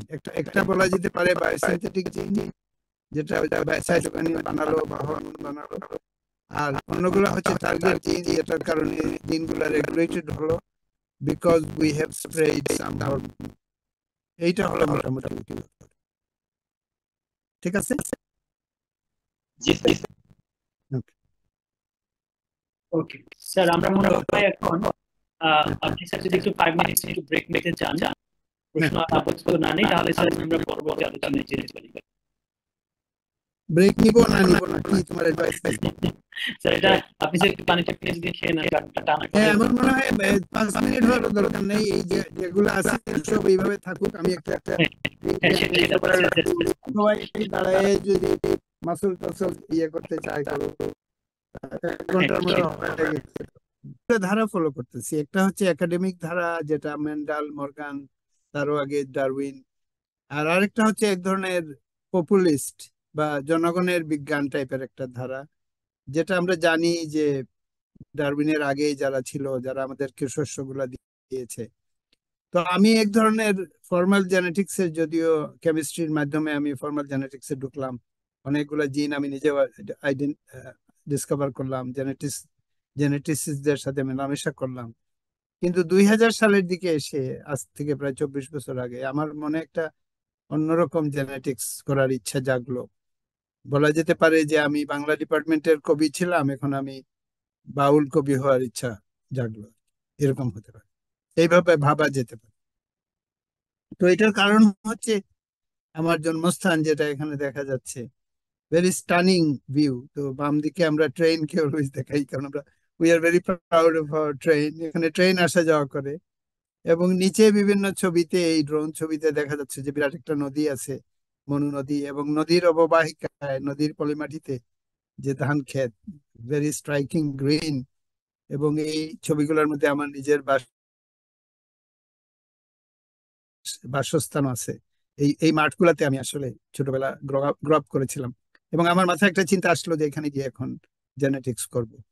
এইভাবে আমি 2000 সাল থেকে কাজ করে যাচ্ছি, এবং এটারই একটা নিদর্শন আমি মেন্ডেলিয়ান জেনেটিক্স বা ফর্মাল জেনেটিক্স সাথে মিলিয়ে আমি এখন প্রেজেন্ট করব। Next slide. তো এখানে বাম দিকে পলকি রিভার দেখা যাচ্ছে, আর পিভি মানে পঞ্চব্রীহি, আমাদের যে ধান ক্ষেতটা এখানে দেখা যাচ্ছে, আর দূরে দেখা যাচ্ছে মনু রিভার। সো ড্রোন শটটা খুব ড্রামাটিক আমার কাছে লাগে, যে এখানে ওয়াটার সোকড একটা ল্যান্ডস্কেপ, ভেরি গ্রিন। এখানে আমাদের পূর্বপুরুষরা 14th সেঞ্চুরি, 14th শতাব্দীতে এসে এখানে জমি আবাদ করেছিল। এবং তোমরা দেখবে যে বাংলাদেশে বিভিন্ন জায়গায় বা ইন্ডিয়ান সাবকন্টিনেন্টে এই হুসেনাবাদ, রসুলাবাদ, এই আবাদ কথাটা আছে। আবাদ মানে হচ্ছে ফার্সিতে যে একটা জায়গাকে হ্যাবিটেবল করা, এবং আমাদের পূর্বপুরুষরা এসে এখানে আবাদ করেছিল, এই ধান ক্ষেত শুরু করেছিল 14th সেঞ্চুরিতে। এবং এটা কেটে টুকরা টুকরা হয়েছে। আমি নিজেও এই কিছু জমির ওনার এখন। সেখানে আমি গিয়ে যে কাজটা শুরু করেছি, শুধুমাত্র এই যে কাজ না, আমি অন্যান্য কাজের কথাও বলবো। একটা যেটা জনপ্রিয় হয়েছে বা অনেকে জানতে পেরেছে, সেটা হচ্ছে পঞ্চব্রীহি। তো আমি এক্স্যাক্টলি এই সাইটটা দেখাচ্ছি। এটা কোনো রিসার্চ স্টেশন না, এটা একটা বিশাল উন্মুক্ত মাঠ, যেখানে কয়েকশো বিঘা জমি আছে। এই প্লট সেটারই একটা অংশ। এখানে বাম দিকে একটা ছোট পলকি রিভার আছে, আর দূরে বিশাল মনু রিভার আছে। সো ইটস ভেরি, এবং এখানে এক ধরনের একটা সেমাই ফ্লাড, এইবার অনেক বৃষ্টি হয়েছিল। ফরচুনেটলি আমরা বড় ফ্লাড হয় নাই, but you can see there is water everywhere. তো নেক্সট স্লাইড। তো এখানে আমরা কি করি? প্রথমে আমি কর্নের কথা বলি, কারণ বারবারা ম্যাকলিনটকের প্রসঙ্গে কালার্ড কর্ন, এলিউরন লেয়ার, অ্যান্থোসায়ানিন জিন, আর জিন, বিভিন্ন লকাস আছে যেটা কালারকে নিয়ন্ত্রণ করে। সো বাম দিকে যে কর্নগুলো দেখা যাচ্ছে, এগুলো আসলে আমি তৈরি করেছি। এবং এখানে তাজিন ইন্টারাক্টিং জিনের কথা বলেছিল। তো দেখো এখানে ইয়েলো কর্ন, যেটা সবাই অভ্যস্ত, হোয়াইট কর্ন আছে, তারপর অসংখ্য কালার আছে। তো এখানে কিছু প্রাইমারি কালার ছিল, আর বাকি কালার গুলা ক্রসের মাধ্যমে আমি তৈরি করেছি। খুবই সাটল কালার, পিঙ্কের সাথে লাল মিশালে যে অজস্র ডেরিভেটিভ কালার বাম দিকে দেখা যাচ্ছে, এগুলো প্রত্যেকটাকে তুলে নিয়ে আবার একটা নতুন লাইন তৈরি করা যায়। এরকম অসংখ্য কালার আমি এই যে ইন্টারপ্লে অফ দ্য জিন, ইন্টারাকশন অফ দ্য জিন, এটার মাধ্যমে করেছি। এবং রিয়েল প্লান্ট গুলা দেখতে পাচ্ছ তোমরা, আমাদের ফিল্ডের যে কর্ন গুলা আর কি, বা কর্নের কব এখানে দেখা যাচ্ছে। সো কর্ন জেনেটিক্স, কালারকে নির্ভর করে কর্ন জেনেটিক্স আমি আমার গ্রামে এস্টাবলিশ করেছি এই পার্টিকুলার এরিয়াতে। এবং একটা জিনিস আমি কালকে বলেছিলাম, আজকে বলতে চাই আবার, যে আমরা যদি একটা সাদা বা একটা ইয়েলোকে ফিমেল নেই, আর যে কোনো লালকে হায়ার লেভেল যে মোর ইন্টেন্স কালারকে মেল নেই, তাহলে ওই হায়ার কালারটা ডমিনেন্ট হবে, এবং ওইটা যখন ইয়েলো বা হোয়াইট কর্নের গায়ে পড়বে, তখন ওইখান থেকে যে কালার সরাসরি হাইব্রিড সিডটা হবে, ওইটা কালার্ড হবে। So this is a very powerful way, যেটা গ্রামকে কেন্দ্র করে কর্ন হাইব্রিডের একটা বিজনেস করে উঠতে পারে, এই সিম্পল মেন্ডেলিয়ান জেনেটিক্স কে কেন্দ্র করে। এবং এটার ম্যাটেরিয়ালও আমার কাছে আছে। তো তোমরা যদি এটাতে ইন্টারেস্টেড হও, ইউ ক্যান ডু দিস। এটা আমি জানিয়ে রাখলাম, যেহেতু আমরা এক ধরনের বিজনেস ইনকিউবেশনের কথাগুলো আমাদের প্রসঙ্গ এসেছে গতকাল। Next slide please. এখন আমি পঞ্চব্রী প্রসঙ্গে আসি। তো পঞ্চব্রী নিয়ে অনেক কথা চারদিকে ভাইরাল হয়ে গেছে, সবাই বলতেছে। আমি এখানে খুব primary Mendelian genetics, simple genetics কনসেপ্টে আমি বলতে চাই জিনিসটা কি। সো বাম দিকে দেখা যাচ্ছে একটা সাধারণ ধান, যেটা যেটা কেটে দেওয়া হয়েছে। You can see the cutting point, এবং কাটার পরে কয়েকটা লিফ উঠেছে। এইভাবে এটাকে বলে ন্যাড়া ধান। এটা খুব দুর্বল, এবং এটা সব সময় ছিল যে কাটার পরে কিছু পাতা গজায়, কিছু গ্রেইন আসে বাম দিকে, সবাই আমি শিওর দেখতে পাচ্ছ। এবং আমরা একদম একেবারে উপরে এনেছি এটা দেখানোর জন্য, তারপরে ছবি তুলছি। আমি যেটা ডিসকভার করেছি, আমি যেটা তৈরি করেছি, নট ডিসকভার, আমি যে ভেরিয়েশনটা তৈরি করেছি বিভিন্ন ক্রসের মাধ্যমে, বিভিন্ন প্যারেন্ট সিলেকশনের মাধ্যমে, সেটা হচ্ছে যে কাটার পরে এটা একটা বুকে অফ ফ্লাওয়ারের মতো দেখা যাচ্ছে, অনেকগুলা ধান একদম প্রাইমারি গ্রেইনের মতো। এটা কিন্তু দ্বিতীয় ফসল, এটা প্রথম ফসল। প্রথম ফসল কেটে দেওয়া হয়েছে, এবং এটার পরে দ্বিতীয় ফসল এসেছে। আর যেখানে এই মিউটেশনটা নাই, তুমি যদি বলতে চাও আমি একটা মিউটেশন তৈরি করেছি, সেটা হচ্ছে বাম দিকে, সেটাতে কিছু হয় না। এই ডিফারেন্সটা সবাই দেখতে পাচ্ছ? জি স্যার। স্যার দেখতে পাচ্ছি স্যার। বিকজ এটা খুব ইম্পর্টেন্ট একটা টপিক, চারদিকে আলোচিত হচ্ছে, এবং মানুষ বলছে যে কেন উনি এটা করলো, এটা তো হয় না। তো যেটা হয় না ওইটা হলো বাম দিকে, যেটা চিরকালীন, হ্যাঁ, যেটা সবাই জানে, যেটা ন্যাড়া ধানের কারণে গরিব বিধবারা খায়, যেটা যেটা নিয়ে রাটুন ক্রপ বলে বইয়ে আছে, সবখানে আছে। কিন্তু আমি তো এটার কথা বলছি না, আমি কেন এটা স্টাডি করতে যাব? অনেকে আমাদের ধান বিশেষজ্ঞরা বলে যে না, এটা তো হয় নাই, আমরা করেছিলাম হয় নাই, তো উনি এটা কেন করলো? যেটা আমি করেছি, এটা new reality, and that is on the right. এবং দেখো ওইখানে বাম দিকেরটার সাথে ডান দিকেরটা কতখানি তফাৎ, তাই না? এখন এই তফাৎ কেন হয়েছে, কিভাবে করেছি, এটা আলোচনার বিষয়। বাট একটা নতুন রিয়ালিটি যে তৈরি হয়েছে, এটাতে কোনো ডাউট নাই। এটা আমি এখানে দেখাতে চাইছি। So next slide. এবং আরেকটা জিনিস আমি এখানে দেখাতে চাই, ডান দিকে তোমরা দেখবে যে বিশাল আকার ধারণ করেছে একটা গাছটা, এবং এবং এখানে এটা পরিষ্কার দেখা যাচ্ছে। তো আমি একটা অবাস্তব একটা ছবি বামে দেখাও, যে একটা রুট কত বড় হতে পারে এজের মধ্যে যদি কাটা হয়। আর বামে এখানে দেখা যাচ্ছে 3টা ফার্মার্স ভ্যারাইটি আমার মাঠ থেকে আমি এনেছি, আর ডাইনের 2টা হচ্ছে পঞ্চব্রীহি রুট। তো তোমরা দেখতে পাও রুট কত বড় হয়েছে, এটা দেখতে পাচ্ছ সবাই? জি স্যার। জি স্যার। জি স্যার। ওকে। সো পঞ্চব্রীহি শুধু পঞ্চব্রীহি না, it is a massive root system. হ্যাঁ হ্যাঁ,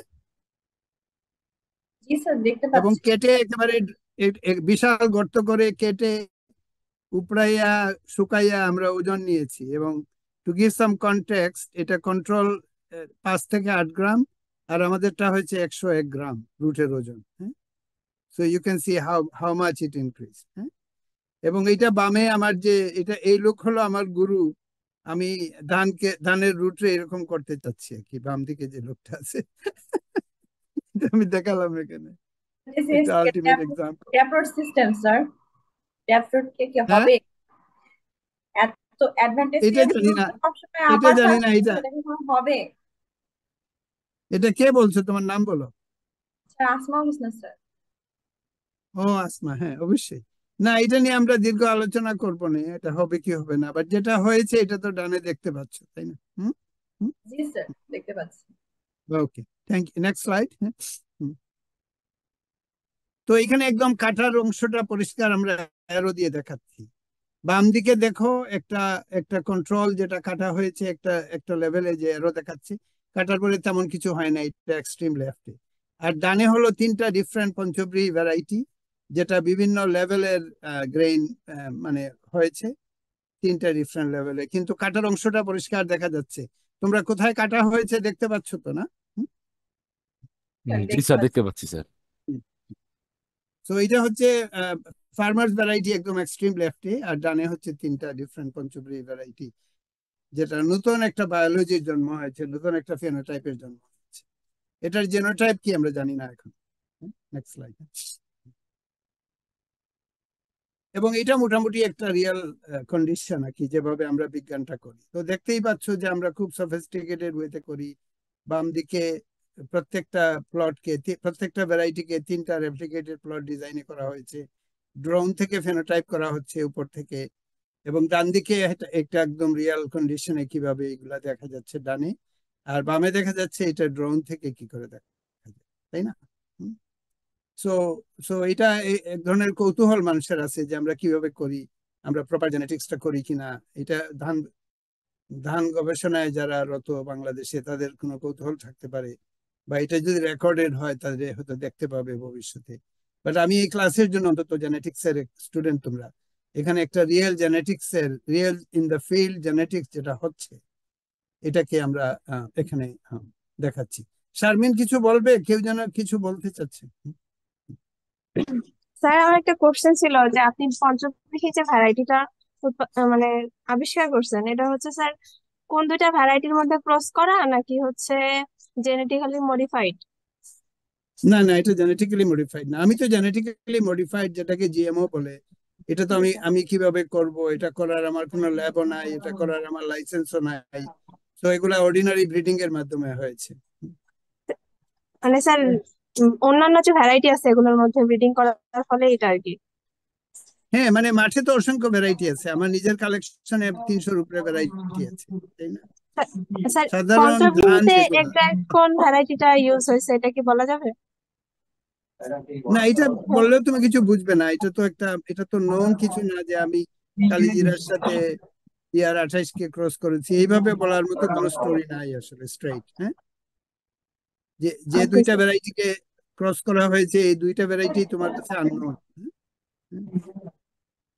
বুঝেছো? জি স্যার, বুঝতে পারছি।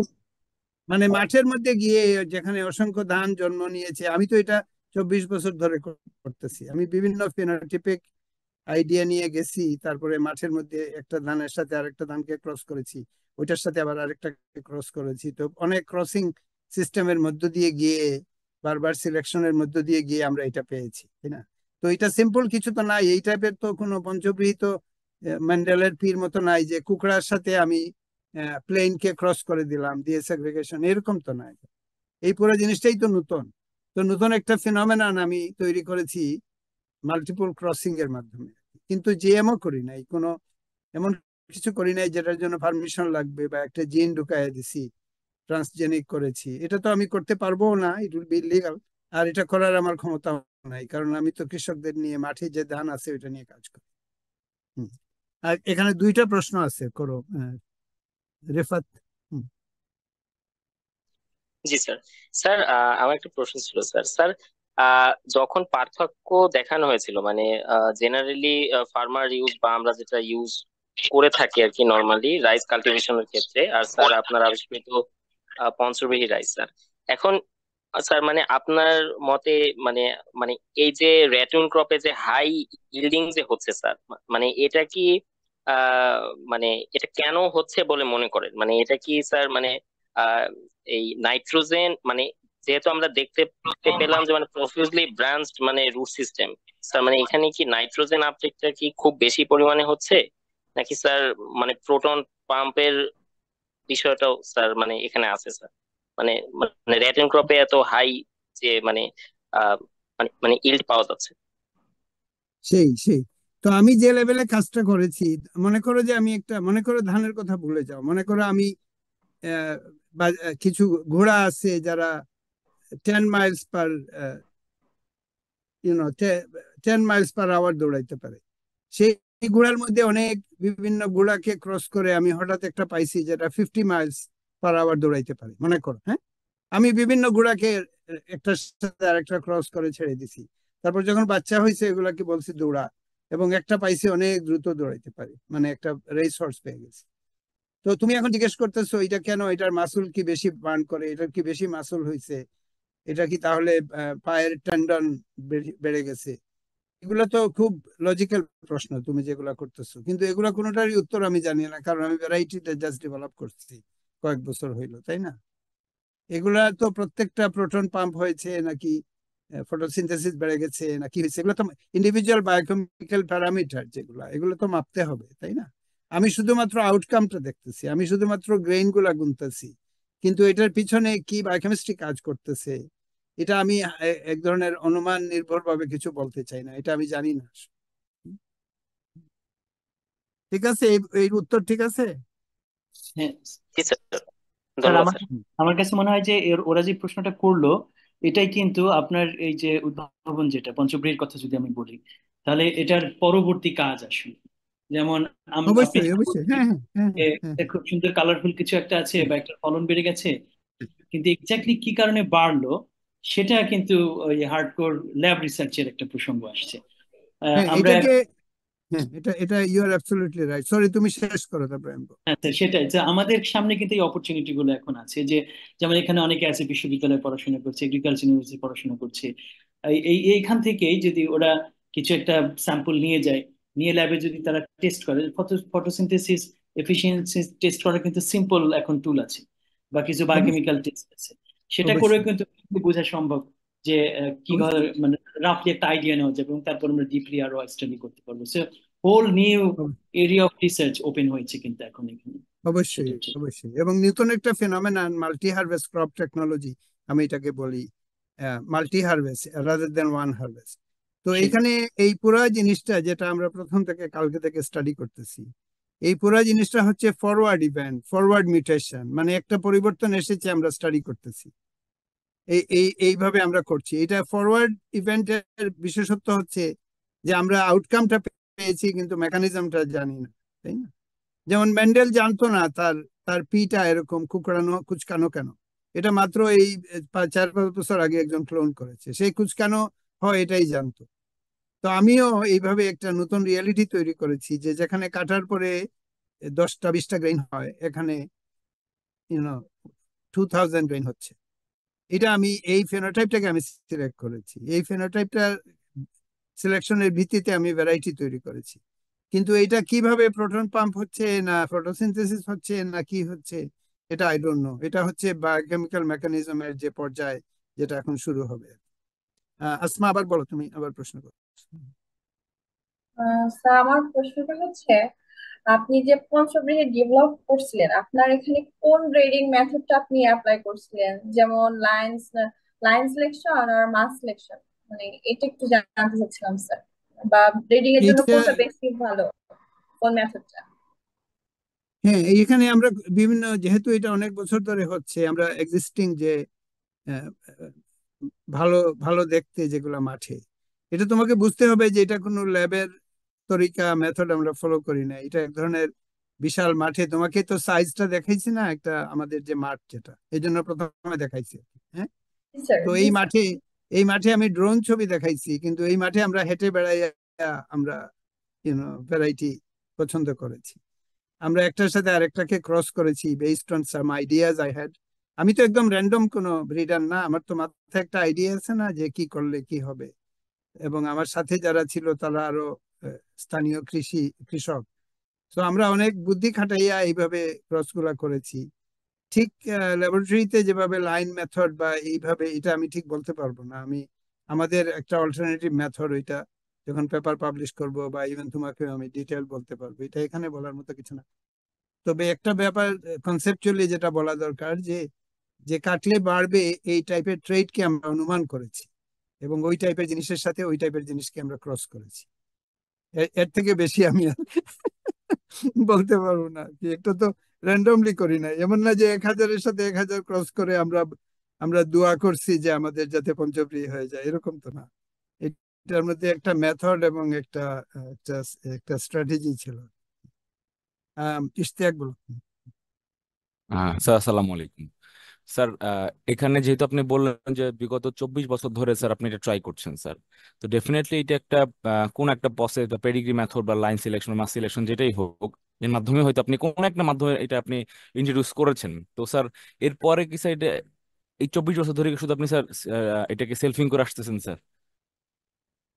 না না, 24 বছর ধরে তো আর আমরা এটা, তুমি যদি আমার ইতিহাস দেখো বা স্যার আমাকে গুগল করো, দেখবে যে 1900 2006, 7, 8, 9, 10 অনেক ভিডিও আছে। বা আমি ইন্ডিয়াতে গিয়ে টক দিয়েছিলাম, তারা বলেছিল রাইস টুয়াইস। প্রথমে আমি শুধুমাত্র একটা ক্রপ এক্সট্রা করে ওইটার পাওয়ারফুল তৈরি করেছি, তারপর ওইটার সাথে আরেকটা করেছি। সো এটা স্টেপ ওয়াইজ হয়েছে, এক লাফে তো পঞ্চব্রী হয় না। হ্যাঁ? স্যার এখন যেটা হচ্ছে স্যার, হুম। স্যার তাহলে বর্তমানে যে ধানগুলো আপনি মেইন মেইন যেটা পঞ্চভীষে আপনি নোটেশন করেছেন সেটা থেকে সেলফিং করে তো নতুন নতুন ধানগুলো মানে আপনার ওই ভ্যারাইটির অ্যাপ্লিকেশন আসতেছে, দ্যাটস ইট। এগুলো তো সব স্টেবল হয়ে গেছে এখন, এগুলো তো আচ্ছা ধরো তাহলে F20 হয়ে গেছে, এগুলো তো এমন আচ্ছা না যে সেগ্রিগেট করতেছে, তাই না? আচ্ছা, তার মানে এখন এখন মোটামুটি স্টেবল, সেলফিং এর অসুবিধা নাই। মোটামুটি কেন, F6 এ গেলে তো সব হোমোজাইগাস হয়ে যায়, হ্যাঁ এগুলো হোমোজাইগাস মোটামুটি। হয়ে যায়, F6 এ গেলে এটা মোটামুটি হোমোজাইগাস হয়ে যায়। এটা যেখানে F6 হোমোজাইগাস হয়, এখানে F20-25 হয়ে গেছে। এটা তো অনেক বছর ধরে সেলফিং হতে হতে হতে হতে ভ্যারাইটি হয়ে গেছে। এটা এটা এখন আমি দেখলাম স্টেবল। কোন আমার বর্তমানে এই সমস্ত টক শো হচ্ছে, এটা যেহেতু অবাস্তব ভাবে একটা জনপ্রিয় হয়েছে, তো ওইখানে দেখলাম এক বিজ্ঞানী বলতেছে যে না, আমার তো মনে হয় এটা সেগ্রিগেট করতেছে। তো উনি কি করে জানবে সেগ্রিগেট করতেছে? তাকে তো আমি ভ্যারাইটিটা দেই নাই, না তাই না? সেটাই আর কি, যে এই জন্যই জিজ্ঞাসা Segregate- করা যে এটা যদি সেগ্রিগেটেড হয় তাহলে হয়তো যেহেতু এটা এখন যেটা নর্মাল সিচুয়েশন আসছে, যেহেতু এটা সেলফিং করার কারণে এখন এটা নর্মাল, এখন আর সেগ্রিগেট হওয়ার সুযোগ নাই, মোটামুটি এটা সবাই এখন হোমোজাইগাস অবস্থায় আছে। জেনেটিক, শোনো শোনো, এখানে আমরা নিউ টেরিটরিতে আছি। জি আমি তো মেন্ডেলিয়ান জেনেটিক্স তুমি যেভাবে বুঝো, আমরা 10 জনে বুঝি, আমরা তো এগুলো বুঝি। নর্মাল জেনেটিক সেগ্রিগেশন তো আর কোনো নতুন বিজ্ঞান না, এটা জি সবাই জানে। তো একজন শুনলাম বলতেছে, আমি সেই টকে উপস্থিত ছিলাম না, খুব ইম্পর্টেন্ট একজন বলতেছে যে আমার তো মনে হয় ওনার এটা সেগ্রিগেট করতে। তার মানে উনি ধরে নিছে যে আমি সেগ্রিগেশনটা বুঝি না, তাই না? আমি একটা এটা আমি এগুলা বেশি বলতে চাই না, বাট আমি জাস্ট বলতেছি আর কি, যে segregation is something that was settle, you know, জি 50, স্যার 60, 100 বছর আগে। সেগ্রিগেশন সবাই জানে, এখানে সেগ্রিগেশনের কোনো ইস্যু নাই। অবশ্যই একটা নন, একটা যেটা সেগ্রিগেট করতেছে, এটা আমি কেন ভ্যারাইটি বলবো? জি স্যার এখন এখন এটা কেন হয়েছে, এটা নিয়ে অনেকের যে এটা কেন হলো, এটা তো হয় নাই, কেউ দেখে নাই, এগুলোর কোনো উত্তর তো আমি জানি না। আমি রিয়ালিটি, এম্পিরিক্যাল রিয়ালিটি যেটা বাস্তবতাটা, এটাই আমি রিপোর্ট করতেছি এখন। এটা তো ongoing project also, it's an ongoing science. এটা স্টেপ ওয়াইজ হয়েছে। প্রথমে টু ডিপ ব্রিহি, তখন আমি বলি নাই, জাস্ট রাইস টু রাইস বলেছিলাম।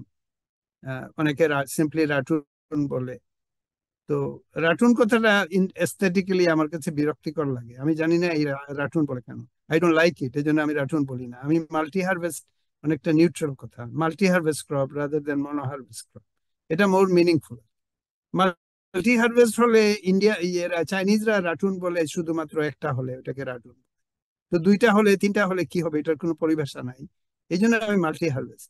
আর পঞ্চ, 5 ইজ গুড, ব্রিহি পুরোনো নাম, এক ধরনের হেরিটেজ নাম আমি দিয়েছি পঞ্চব্রিহি। এটা যেমন একটা স্লোগানের নাম আর কি, যে আলটিমেটলি এক বছরে 5টা হবে। কিন্তু মূল কথাটা হচ্ছে মাল্টি হারভেস্ট ক্রপ।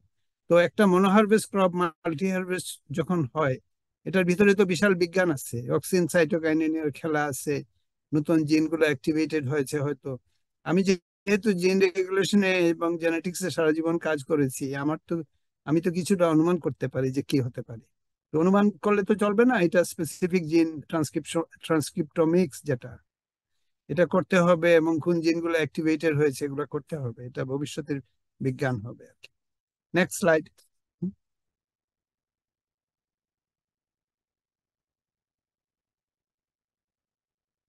তো এটা মোটামুটি আমরা একটা চিত্র দেখতে পাচ্ছি আর কি, যে কিভাবে কাটে, একেবারে ফার্মাররা এটা করছে। তো মাঠে দেখো একটা একটা কেটে ফেলেছে একটা প্লট, আরেকটা কাটতেছে। প্রথম হারভেস্ট কাটার পরে সেকেন্ড হারভেস্ট হবে, এইভাবে একটা, এটা হচ্ছে আমাদের ফিল্ডের একটা দৃশ্য আর কি, যে কেউ যেতে পারে, গিয়ে দেখতে পারে। Next slide. এবং এখানে আমরা একটু ইন্ডিকেট করার, দেখানোর চেষ্টা করতেছি, বাম দিকেরটা কাটা হয়েছে যেটা র্যান্ডম ফিল্ড, আর পিভিটা পঞ্চব্রীহিটা দেখো অলরেডি গ্রিনিং শুরু হয়ে গেছে কাটার সাথে সাথে। এবং ডান দিকে আমরা একটা রুলার ঢুকিয়ে দেখতে পাচ্ছি যে নতুন প্যানিকল গুলা যে বেরিয়ে আসতেছে, বা নতুন লিফ গুলা যে বেরিয়ে আসতেছে। সবাই দেখতে পাচ্ছ এটা? জি জি স্যার স্যার, দেখতে দেখতে পাচ্ছি। জি স্যার। স্যার আমার একটা প্রশ্ন ছিল স্যার। হ্যাঁ, করো। স্যার আমার প্রশ্নটা হচ্ছে, আমরা যখন এই পঞ্চব্রী ধানটা কাটবো, তো আমরা কত সেন্টিমিটার রেখে আমরা গ্রেনটা কালেক্ট করবো, মানে নিচে কত সেন্টিমিটার রাখবো? এটা নিচ থেকে 35 সেন্টিমিটার উপরে কাটা হয়, কনভেনশনালি আমরা সেইভাবেই কেটেছি। এটা বিভিন্ন পরীক্ষা নিরীক্ষা চলছে, এটাই যে আইডিয়াল। আমরা তো ঐতিহাসিক ভাবে একটা নিয়মে করেছি এবং এটার বন্দী হয়ে গেছি। এখন এটা কাটার উপরে অনেক বায়োলজি নির্ভর করে, এই টাইপের স্টাডি এখনো চলছে।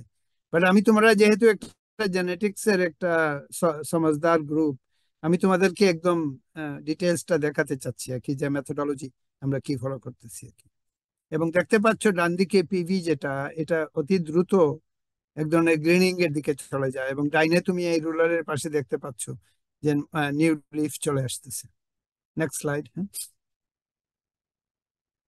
এবং মোটামুটি এই যে BR48 একটা র্যান্ডম, মানে আমাদের ভ্যারাইটি আছে, ফার্মাররা ব্যবহার করে। এটা থার্ড হারভেস্টের পরে বাম দিকে দেখো, ইট রানস আউট অফ স্টিম, এটা কিছুই থাকে না আর বাম দিকে। আর ডান দিকে আমাদেরটা 3টে হারভেস্টের পরেও মানে জ্বালাময়ী ভাবে বাড়তেছে। এবং শুধুমাত্র একটা সিডলিং থেকে এই বুশটা তৈরি হয়েছে।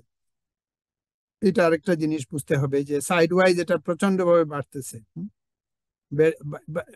বেড়ে এমন একটা মরফোলজি তৈরি হয়েছে যে এটাকে আর দান হিসাবে চেনা যাচ্ছে না। Next slide. এবং এটার যে বিশাল ধানের সংখ্যা তুমি দেখতে পাও, ডান দিকে দেখতে পাচ্ছ পঞ্চব্রীহির।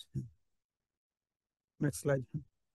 স্যার এটা কত কাটে, যে ধানটা দেখাইলেন স্যার, এটা কত এটা নাম্বার কাটে? এটা এটা এটা এটা I think third cut. Third cut. প্রথমে সেকেন্ড কাটে, মানে ফার্স্ট রাটুনি গিয়ে কমে যায়, তারপর আবার যে ওই যে যখন গাছগুলা বিশাল আকার ধারণ করে তখন গ্রেইন অনেক বেড়ে যায়, যে কারণে এটা 5বার হতে পারে, মানে 5বার হওয়ার যে সম্ভাবনা উন্মোচিত হয়েছে। আদারওয়াইজ স্যার শুধুমাত্র রাটুন বলে আমি কোনো আওয়াজ করব কেন? এটা তো ওয়াইডলি নন যে একটা রাটুন হয় যেটা দুর্বল হয়, তাই না?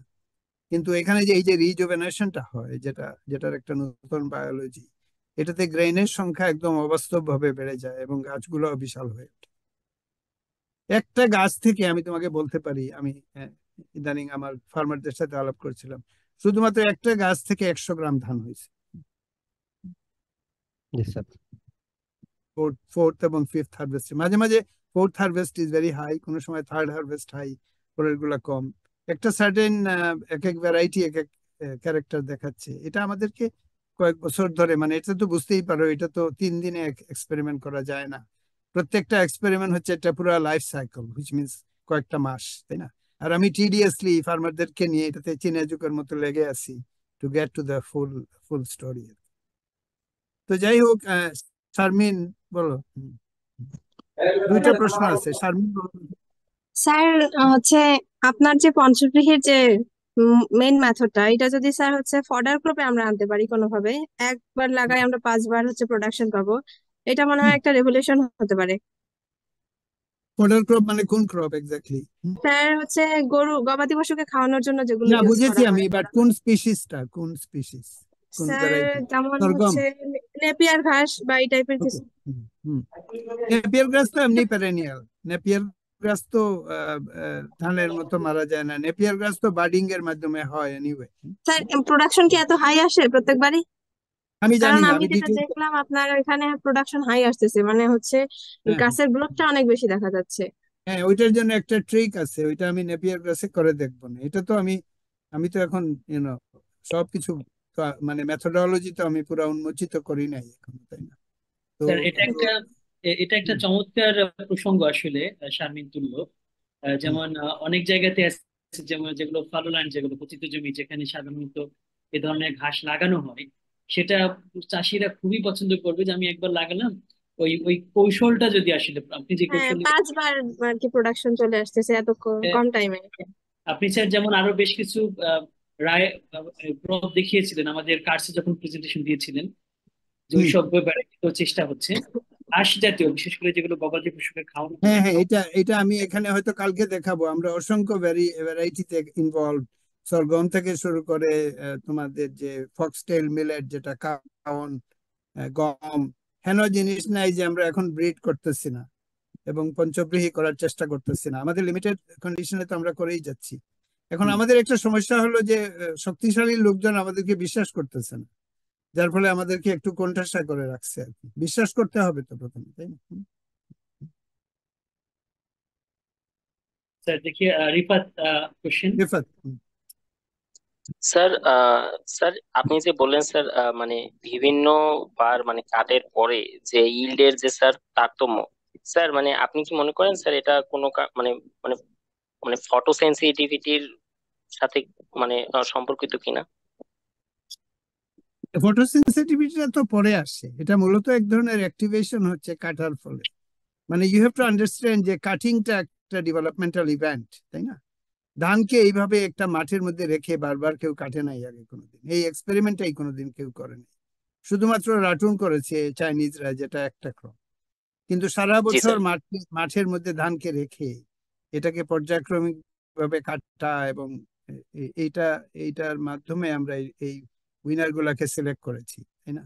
কাজে এই এক্সপেরিমেন্টটা একেবারেই নভেল, একটা নতুন এক্সপেরিমেন্ট। কাজে এটার কোনো ঐতিহাসিক কোনো প্যারালাল নাই যেটার সাথে এটাকে কম্পেয়ার করা যেতে পারে।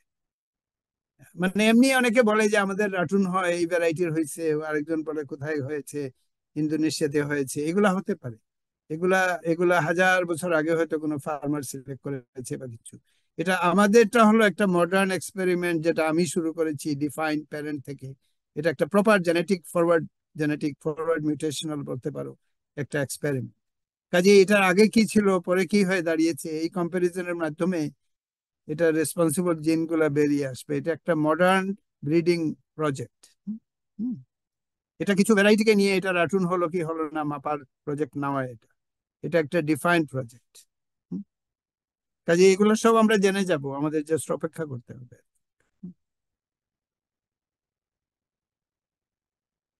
স্যার আমি একটা প্রশ্ন করতে চাই, সেটা হলো আমি স্যার প্রথমে একটু বলি, আমি কিন্তু জেনেটিক্স বা বায়োলজির স্টুডেন্ট না, আমি কম্পিউটার সায়েন্সের স্টুডেন্ট এবং কম্পিউটার সায়েন্সে পিএইচডি করেছি। তো আমি বায়োইনফরমেটিক্সে মূলত স্যার কাজ করি। তো সেই জায়গা থেকে আমার একটু স্যার প্রশ্ন, এটা হয়তো আপনি আগামী দিন আলোচনা হয়তো করবেন একটু। সেটা হলো স্যার, আমরা যে জিন এডিট করি বা, হ্যাঁ, তো আমার প্রশ্ন হচ্ছে আমরা তো জিন এক্সট্রাক্ট করি, তারপরে এটাকে কম্পিউটারে যখন নিয়ে আসি এটাকে বিভিন্ন ভাবে এডিট করতে পারি। তো আমার যে প্রশ্নটা সেটা হচ্ছে এই এডিটেড জিনটাকে কিভাবে আমরা আবার মানে লাইফ মানে লিভিং অর্গানিজমে কিভাবে ইনসার্ট করি বা কি ফর্মে করি, এটা স্যার একটু আমার এটা একটু। এটা এটা তো তুমি আমাকে আগামীকালের স্পিচ এখন দিয়ে দিতে বলতেছো, এটা তো আমি কালকে বলবো প্রথমে। স্যার ঠিক আছে, আনসারটা কালকে দিলে চলবে, অসুবিধা নাই, বাট এটাই আমার মেইন না পুশ। না, এটা এটা আমি যদি এখন ভেঙে বলি তাহলে কালকের বক্তৃতাটা নাল এন্ড ভয়েড হয়ে যাবে, আমি এটা চাচ্ছি না। হ্যাঁ, আচ্ছা স্যার, ঠিক আছে, ঠিক আছে স্যার, ঠিক। কালকে এটা খুবই যুক্তিসঙ্গত এবং পাওয়ারফুল প্রশ্ন, এবং এটা কিভাবে, এবং একটা জিনিস খালি বলে রাখি, তুমি যে এই যে মেথোডোলজিটা বললা এটাকে বলে রিভার্স জেনেটিক্স। আর জি এতক্ষণ আমরা যেটা করতেছি এটা হলো ফরওয়ার্ড জেনেটিক্স। মেন্ডেলের genetics forward genetics, Barbara McClintock, Morgan, Panchabrihi, সব ফরওয়ার্ড জেনেটিক্স। আর তুমি যখন একটা জিনকে নিবে, জি ডিএনএ কে আইসোলেট করে এডিট করে তারপরে ওইটাকে আবার যথাস্থানে ঢুকাইয়া একটা মিউটেশন তৈরি করবে, এটাকে বলে রিভার্স জেনেটিক্স। তো এটা তোমরা খাতায় লিখে রাখো মোটা দাগে, যে দুনিয়াতে দুই টাইপের জেনেটিক্স আছে মোটা দাগে। একটা হচ্ছে ফরওয়ার্ড জেনেটিক্স, যেটা হচ্ছে সমস্ত ঐতিহাসিক জেনেটিক্স যেটা হয়েছে, বাপদাদার জেনেটিক্স থেকে শুরু করে ম্যান্ডেলের জেনেটিক্স, বারবারার জেনেটিক্স, মর্গানের জেনেটিক্স, আমার নিজের ফার্মারদেরকে নিয়ে যে জেনেটিক্স। আর তুমি এখন যেটা বলেছো সেটা হচ্ছে একটা, যেটা ক্রিসপারের যেটা ক্রিসপার ধারণা। কাস দিয়ে যেটা আমরা করি। স্পার থেকে শুরু করে আরো অনেক কিছু আছে, এবং সমস্ত রিভার্স জেনেটিক্স আমি আগামীকাল কভার করব। ভেরি এক্সাইটিং এবং very detail. Sir thank you sir. তো এখন আমরা আবার মুক্ত আলোচনায় চলে যাই। পঞ্চব্রীহি নিয়ে যদি কারো কোনো কথা থাকে বা জেনেটিক্স এর কনটেক্সটে এখানে ট্রেইট, এই যে কাটার পরে বারবার জেগে ওঠার যে প্রবণতা, এটা কিন্তু একটা genetic trait, just like any other trait. কাজে এটা কোনো মানে মানে র্যান্ডম কোনো জিনিস না। আমার মনে হয় আবার এখানে আহাদ প্রশ্ন করবে আর সন্তোষ। আহাদ আগে করো।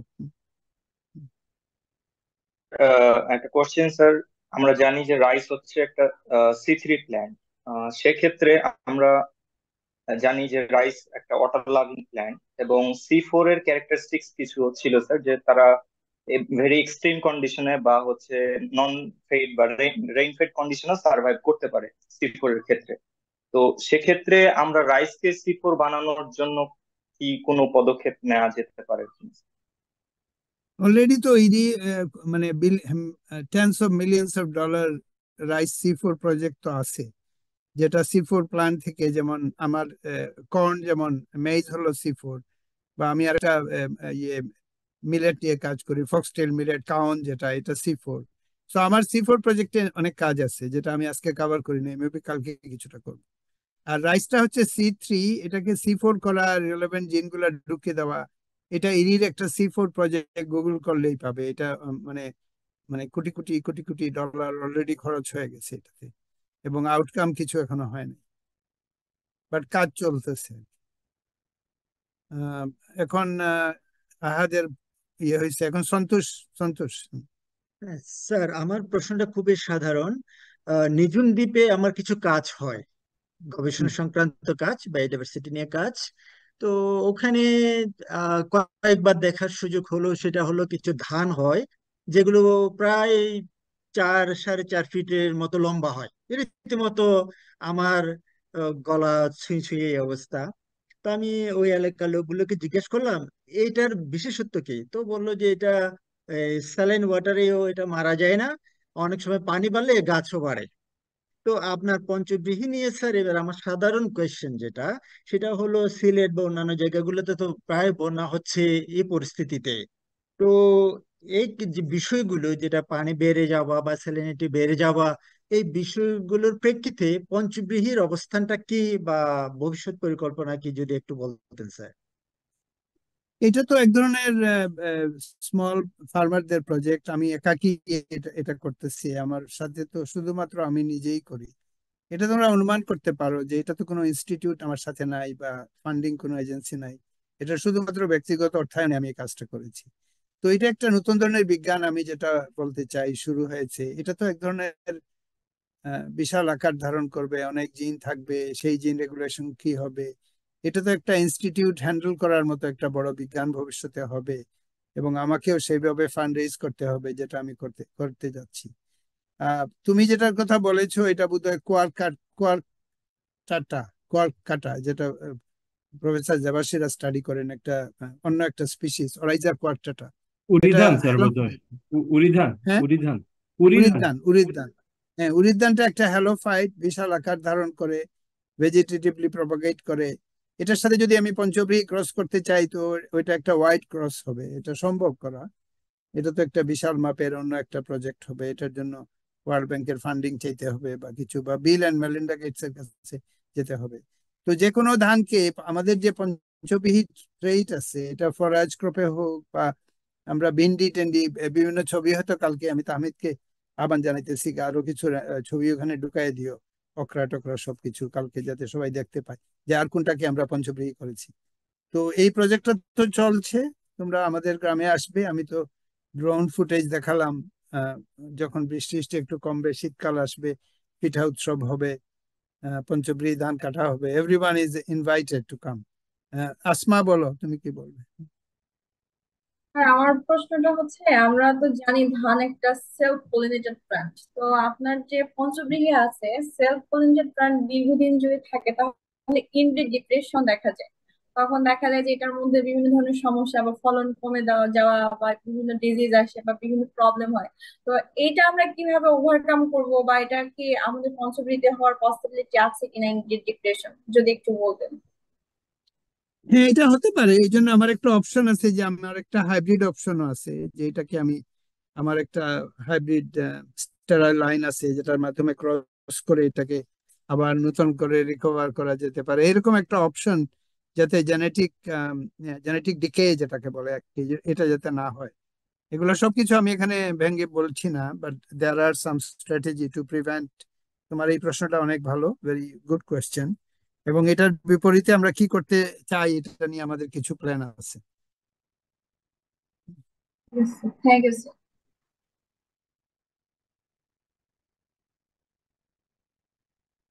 তো আজকে আমার মনে হয় যে আমরা তো আহ, বিভিন্ন আলোচনা, যদি জেনারেল কোনো আলোচনা থাকে আমরা করি, আমরা কিছুটা সময় হাতে আছে। আমি একটু রিক্যাপ করি যে আজকে আমরা প্রপার ওয়েতে, একাডেমিক ওয়েতে মানে মেন্ডেলিয়ান জেনেটিক্স প্রেজেন্ট করলাম। বারবারা ম্যাকলিনটকের কাজ একটা ভলিউমিনাস কাজ, শুধুমাত্র বারবারা ম্যাকলিনটকের কাজ নিয়ে 10 ঘন্টা কথা বলা যেতে পারে, এটা তো কভার করা সম্ভব না। তবে ফিলিং ফর দ্য অর্গানিজম বইটা যদি তোমরা পারো পড়বে, এটা খুবই পাওয়ারফুল বই। বারবারার লাইফ, বারবারার কাজ, যে জিন যে একটা জাম্প অ্যারাউন্ড করতে পারে, যেখানে সেলফিশ জিনের আইডিয়া এসেছে। অনেকে মনে করে যে সেলফিশ জিন আমাদের হিউম্যান জিনোমকে নিয়ন্ত্রণ করছে, জাম্পিং জিন, এই টাইপের যেগুলো ভবিষ্যতের আইডিয়াস। তারপরে আমরা টমাস হান্ট মর্গানের কথা বললাম। সফিস্টিকেটেড মানুষগুলো মেন্ডেলিয়ান জেনেটিক্স না বলে বলে মেন্ডেল মর্গান জেনেটিক্স, কারণ মর্গানের থেকে আইডিয়া আসলো যে জিনগুলো লিঙ্কড হতে পারে। ইন্ডিপেন্ডেন্ট অ্যাসর্টমেন্ট হলো একটা আইডিয়াল একটা কেস। বিভিন্ন ক্রোমোসোমে যে 2 জিন থাকবে এমন তো কথা নাই। কাজে মেন্ডেলের আন্ডারস্ট্যান্ডিংটা ওয়াজ ইমপারফেক্ট, এটা তো পারফেক্ট ছিল না। যেটা পারফেক্ট করলো স্টুটেভান্ট, মর্গানের ছাত্র, এবং তারা প্রথম একটা অর্গানিজমের জেনেটিক ম্যাপ করলো, ড্রোসোফিলার। এবং মর্গান অলসো দেখালেন যে সেক্স ক্রোমোসোমে জিন থাকে, মেল ফিমেলের যে জেনেটিক্সটা, এটা উনি এস্টাবলিশ করলেন। তো অনেক দিক দিয়ে মানে ফাইনাল অ্যানালিসিসে Morgan is in fact more important than Mendel. আর Mendel, because Mendel came first, so he is more important because of that. But actual contented দিক দিয়ে মর্গান is important. তো মর্গান যখন দেখালেন যে জিনগুলা ক্রোমোসোমে থাকে, আর ক্রোমোসোম থাকে ডিএনএ তে, যেটা আমরা আগামী আগামী দিনে কভার করব। বাট এটা মোটামুটি তো বলার অপেক্ষা রাখে না যে এখন আমরা ডিএনএ এর কথা জানি, chromosome and DNA is the same thing. এমন এক সময় ছিল যে মানুষ ডিএনএ এর কথা জানতো না, তখন ক্রোমোসোম বলতো। কিন্তু এখন আমরা জানি যে chromosome is a long long long piece of DNA, যেটাকে র্যাপ করে, ক্রোমাটিনে র্যাপ করে রাখা হয়। এবং এই যে র্যাপিং এর সাথে সম্পর্কিত যে জেনেটিক্স, এটাকে আমরা বলি এপিজেনেটিক্স। আজকে আমি আরেকটা কথা ইন্ট্রোডিউস করলাম, epigenetics. Epigenetics is not about changing the code, but basically controlling the expression of the code. এবং এই কন্ট্রোলের একটা বিরাট অংশ হচ্ছে, যেমন একটা সুতলিকে পেঁচায় রাখা হয়েছে, এই পেঁচটা খুলে যাচ্ছে অথবা টাইট হয়ে যাচ্ছে। এই টাইট এবং খুলে যাওয়ার কাইন্ড অফ নাগরদোলায় আমাদের অনেক কিছু হচ্ছে। যেমন এপিজেনেটিক বেসিস অফ ক্যান্সার আছে, একটা জিন যেখানে টাইটলি বন্ধ থাকা উচিত, যেটা খুলে যাচ্ছে ইনঅ্যাপ্রোপ্রিয়েট টাইমে, তখন ক্যান্সার হয়ে যাচ্ছে। সো আমরা যাপিত জীবনের যে জেনেটিক দেখতে পাই, একজন মানুষ ওবেসিটি হয়ে গেছে, একজন মানুষের ক্যান্সার হয়ে গেছে, আমরা এটার জেনেটিক্স এর সন্ধান করতে গিয়ে দেখতে পাই যে এটা জিনের মধ্যে লিখিত না, এটা জিনের এক্সপ্রেশন বা এপিজেনেটিক্স এর মধ্যে লিখিত। তো কালকে আমরা এপিজেনেটিক্স এর কথাও বলবো, জিনের সাথে এপিজেনেটিক্স এর সম্পর্ক বলবো। এবং আমরা যে রিভার্স জেনেটিক্স, যেটা যে যে টেস্ট টিউবে ডিএনএ আইসোলেট করে, এটাতে পরিবর্তন করে, ক্রিসপার ক্যাস9 করে আমরা যখন আবার ঢুকিয়ে দিয়ে একটা টার্গেটেড জিন মিউটেশন তৈরি করতে চাইবো আমাদের ইচ্ছা মতো, তখন এটাকে বলে রিভার্স জেনেটিক্স। এবং ক্রিসপার ক্যাস9 এটার একটা এক্সাম্পল, এটা আমরা আগামীতে কভার করব। সো এই তো আমার মনে হয় আমার সাইড থেকে। তোমরা নিজেরা যদি কথা বলো একদম কাটায় কাটায় যে আমরা শেষ করেছি সময় মতো, সেটা না, কিছুটা সময় হাতে আছে, একটা ফ্রি ডিসকাশন হোক। একজন হাত তুলেছে, বলো আসমা। স্যার আমার মানে একটু জানা গেছিল, একটু ট্রানজেনিক উদ্ভিদ বা প্রাণী নিয়ে যদি একটু বলতেন স্যার, একটু কৌতূহল ছিল বিষয়টা নিয়ে। ট্রান্সজেনিক হচ্ছে তুমি এগেইন রিভার্স জেনেটিক্স এর একটা অংশ। যেমন মনে করো সব থেকে পপুলার ট্রান্সজেনিক কি, বিটি বেগুন। হ্যাঁ, বিটি বেগুন আমাদের দেশে অ্যালাউড। ট্রান্সজেনিক ক্রপ বললেই বিটি বেগুনের কথা ওঠে, গোল্ডেন রাইসের কথা ওঠে। তো বিটি বেগুনের কথা বলি, এটা বিটি মানে হচ্ছে ব্যাসিলাস থুরিনজিয়েন্সিস। ব্যাসিলাস থুরিনজিয়েন্সিস বলে একটা ব্যাকটেরিয়া আছে যেটা একটা জিন বানায়, যে জিনটা খেলে ইনসেক্ট গুলা মারা যায়, ইনসেক্ট লার্ভি গুলা ধ্বংস হয়ে যায়। সো পোকার আক্রমণ, ইয়ে লাগে না, পেস্টিসাইড লাগে না, পেস্টিসাইডের ব্যবহার কমে যায়। তো তো এইটা যদি যখন একটা জিনের মধ্যে ঢুকিয়ে দেওয়া হলো, বেগুনের একেবারে জিনোমের মধ্যে এটা ঢুকিয়ে দেওয়া হলো ব্যাসিলাসের ব্যাকটেরিয়ার জিনটাকে, তখন এটার নাম হয়ে গেল বিটি ব্রিঞ্জাল। তাই না?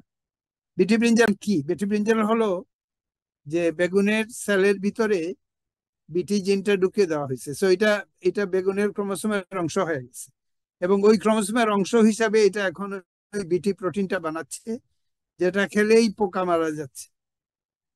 এবং এটা আমরা এটাকে বলে ট্রান্সজিন, কারণ সিস জিন আর ট্রান্সজিন, সিস ট্রান্স তোমরা যারা ল্যাটিন জানো, বা সিস ট্রান্স, সিস হচ্ছে একদম কাছে যেটা, ট্রান্স হচ্ছে অন্য অপোজিট যেটা। তো বাইরে থেকে একটা জিন যখন ঢুকিয়ে দেওয়া হয় একটা অর্গানিজমে, যেটা অর্গানিজমের নিজস্ব জিন না, যেমন বিটি জিনটা তো বেগুনের জিন না, কাজে এই বিটি জিনটা যখন ঢুকিয়ে দেওয়া হলো তখন এটা ট্রান্সজেনিক বেগুন হয়ে গেল, এবং এটার নাম দেওয়া হলো বিটি ব্রিঞ্জাল, যেটা আমাদের দেশে ট্রান্সজেনিক অর্গানিজম হিসেবে স্বীকৃতি পেয়েছে এবং মাঠে আছে। আরেকটা হচ্ছে যেটা ফুল থেকে এসেছে, হেটারোলগাস সিস্টেম অলসো বলে, যে আরেকটা জিন, ওইটা হচ্ছে আমাদের গোল্ডেন রাইস, যেটা সেটা রাইসে ঢুকে দেওয়া হয়েছে, চালের রং গোল্ডেন হয়ে গেছে এবং সেটাতে ভিটামিন এ অনেক বেড়ে গেছে। গোল্ডেন রাইস আমাদের দেশে সবাই লবি করতেছে, লবিং চলতেছে, বাট এখন অ্যালাউ করে না। সো মোটামুটি এই দুইটা ট্রান্সজিন তো বাজারে এগুলা নিয়ে কথাবার্তা আছে, তোমরা সবাই হয়তো জানো, তাই না?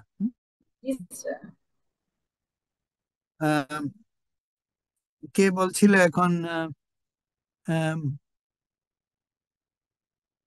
মাকবাউদ্দিন, সরি তোমার স্যার নাম তো মেজবাউদ্দিন স্যার, অন্যভাবে লেখা, তোমার নাম তো হ্যাঁ মেজবাউদ্দিন স্যার। মিসবাউদ্দিন, জি অন্যভাবে স্যার, স্পেল করা জি হয়েছে। স্যার। হ্যাঁ বলো। স্যার আমি একটু স্যার আপনার পঞ্চব্রীহি নিয়ে কথা বলতে চাই স্যার। সেটা হলো অবশ্যই। আপনি পঞ্চব্রীহিতে মানে তো আমরা যেটা বুঝতেছি আপনি হয়তো 5 বার ফলন বা 4বার কাট করতেছেন মূলত, বা 5বারের সময় হয়তো ফুলটা তুলে ফেলতেছেন। তো এতে স্যার আমাদের আমি যদি আলাদাভাবে 5বার ধান লাগাইতাম, তো এতে এই সময়টা আসলে কতটুকু সেভ হচ্ছে, আমরা যদি একটু স্যার বলি আর কি, যে কতদিন এই 5বারের মধ্যে কতদিন সেভ হচ্ছে স্যার, এটা কি কোনো স্যার স্টাডি আছে এই যে কিনা বা আপনাদের? 5বার প্যারালাল ধান লাগানো তো সম্ভব না, ফার্স্ট অফ অল, তাই না? জি জি স্যার, 5বার হ্যাঁ ধান লাগানোর কোনো কনসেপ্ট নাই। জি যেটা আছে সেটা হচ্ছে বুড়ো, যারা এখানে ধরো ধানের চাষ যারা করে না তারা অনেক সময় এটা বোঝে না, যে বুড়ো করে আউশ করে এমন তিনটাই করা যায় না একসাথে। বুড়োটা তো এক্সটেন্ডেড হয় যে আর আউশ করা যায় না। তো যে জমিতে বুড়ো করে সেই জমিতে আর আউশ হয় না, বুড়ো এবং আমন হয়। তো মোটামুটি আমাদের দেশের জমিতে শুধুমাত্র দুটা ফসলই হয়, হ্যাঁ? দুটো ফসলের বাইরে তৃতীয় ফসল একই জমিতে করা সম্ভব না, কেউ করে নাই। অন্তত আমার জমিতে অনেকবার চেষ্টা করে আমি করতে পারিনি। কেউ যদি বলে 3টা ফসল করেছে, আমি তার ফোন নাম্বার চাই এবং তার জায়গায় গিয়ে আমি দেখতে চাই কেমনে সে করবে না 3টা। স্যার আমাদের একটু ইয়ে করি স্যার, আমার বাড়ি হচ্ছে হাতিয়া নোয়াখালী। তো হ্যাঁ, সেখানে কিন্তু আমাদের 3 ফসলি জমি, 2টা ধান কিভাবে হয়। আমাকে আমাকে বলেন দুইটা 3ভাবে। দুইটা ধান হয়, মানে একটা হলো আউশ আর একটা হলো আমন, তারপরে একটা রবি শস্য হয়, 3টা হয় স্যার। না না, সেটা তো অন্য, ও সেটা আচ্ছা, তো ধান আমি ধান, সেটার কথা, হ্যাঁ না না ধানের। আমি সেটার কথা বলছি না, আমি ধানের কথা বলছি। আচ্ছা আচ্ছা আচ্ছা, জি স্যার। তো ধান যদি বুড়ো হয়, তো বুড়োর কাটতে কাটতে আবার আউশ করে করার সময় হয় না। যেটা যদি আউশ কেউ করে ফেলে, এটাকে আমার সিলেটে বলে লামলা আউশ, মানে ডিলেড আউশ, ওইটা করলে আর আমন হয় না। কাজেই ইন ট্যান্ডেম, যেটা ট্যান্ডেম 3টা রাইস তো জমিতে করা যায় না। যেটা করা যায় হচ্ছে 2টা রাইস আর মাঝে একটা রবি শস্য, সেটা করা যায়, তাই না? ঠিক না? জি স্যার। বা বা পর্যায়ক্রমিক 2টা রাইস করে একদম এন্ডে রবি শস্য, এটাতে আমি মানতে রাজি আছি। কাজেই পঞ্চব্রীহির সাথে আবার 3বার যদি হতো রাইস, এটা একটা অপ্রাসঙ্গিক প্রশ্ন, কারণ 3বার রাইস তো করা যায় না। একমাত্র পঞ্চব্রীহির মাধ্যমে 3 ভাগ করা যায়। তো দেখো পঞ্চব্রীহি কি হয়, যেটা অলরেডি হয়ে গেছে। আমরা কিন্তু একটা বুড়ো এবং একটা আউশ কেটে ফেলেছি অলরেডি, হ্যাঁ। আচ্ছা এক্সটেন্ডেড যেটা, দ্বিতীয়টাকে যদি আউশ বলা হয়, এটা আউশের অনেক আগে আমরা 2টা ফসল কেটে ফেলেছি। তো এখন যদি যদি পঞ্চব্রীহি নাও হয়, এখন আমরা জমিটা সাফ করে যদি আমন লাগাই দিই, তাহলে তো আমরা 3টা রাইস পেয়ে গেলাম, ঠিক না? হুম? জি স্যার। কাজেই এই পঞ্চব্রীহি মেথডের মাধ্যমে, মাল্টি হারভেস্ট ক্রপিং এর মাধ্যমে 3টা ফসল তো মিনিমাম, 4টা ফসল, 5টা ফসল একটা এক্সট্রিম কেস। 5টা যেহেতু হয়েছে, 5 একটা শব্দ, একটা আইডিয়াল, এটা এক ধরনের আইডিয়াল আর কি। পঞ্চ পঞ্চ এটা একটা আইডিয়াল। আমি তো কাউকে বলছি না যে মাঠের মধ্যে 5 বার ধান করবে, এটার তো দরকার নেই। একটা বুড়োর শরীর থেকে আউশ আসবে, চাষবাস লাগবে না, এটাই আমি দেখতে চাই মূলত ভেরি পাওয়ারফুলি। দেশের সর্বত্র এটা করা সম্ভব। এটার জন্য ভ্যারাইটি আছে, আমরা ডেভেলপ করেছি। তারপরে তৃতীয় ফসলটা মানুষ আবার আমন করুক, তার ফেভারিট আমন, ইটস ওকে। এগুলা কিন্তু কাল্পনিক ভাবে আমাকে দিয়ে বলানো হচ্ছে। আমি এই টাইপের কোনো কথা বলি নাই যে বাংলাদেশের মাঠে 5টা ফসল করতে হবে, এটা তো আমি বলি নাই। জি স্যার, থ্যাংক ইউ স্যার। আহ মাহাদি মাহাদি হাসান, বলুন। স্যার আসসালামু আলাইকুম। আমি মাহাদি, আমি হচ্ছে জেনেটিক ইঞ্জিনিয়ারিং এন্ড বায়োটেকনোলজি ডিপার্টমেন্টে আছি, ইস্ট ওয়েস্ট ইউনিভার্সিটি। তো আমি এমনিতে কনজারভেশন বায়োলজি নিয়ে অনেকদিন কাজ করছি ভলান্টিয়ার হিসাবে এনজিওর সাথে। তো আমরা হুম, যেটা দেখলাম, একটা আহ, ফানা বলে এটাকে, পুকুর বা আমাদের লেক গুলোতে পুরো ভরে গেছে, স্যালভেনিয়া ইংলিশে বলে। হুম, তো এটা নিয়ে অনেকদিন ঘাটাঘাটি করার পর দেখলাম যে মানে এটা পুরো মানে একটা ইনভেসিভ স্পিসিস, যেটা হচ্ছে আমাদের কাছে একটা রিস্ক। যেমন আমাদের মানে পুকুরের পরিবেশ, পুকুরের ইকোলজি পুরা নষ্ট করে দিচ্ছে, বা লেকের ইকোলজি পুরা নষ্ট করে দিচ্ছে। তো স্যার হুম। আমরা জেনেটিক ডাইভার্সিটির দিক দিয়ে আমরা কি এইটাকে বা এই টাইপের যে সমস্যাগুলো আসতেছে, যেমন ইউক্যালিপটাস গাছ, এরপর হচ্ছে স্যার সাকার ফিশ যেটা বুড়িগঙ্গা একদম ভরে গেছে, তো আমরা আমাদের দিক থেকে কি এগুলো নিয়ে কিছু করতে পারি? হ্যাঁ, এগুলো, এটা তো খুব টাফ প্রবলেম। যেমন আমাদের কচুরি পানা, যেটা একটা ইনভেসিভ স্পিসিস, বা তুমি যে বললে অন্যান্য, একটা ইনভেসিভ স্পিসিস যখন চলে আসে, এটাকে রিমুভ তো আর কেউ করতে পারে না, তাই না?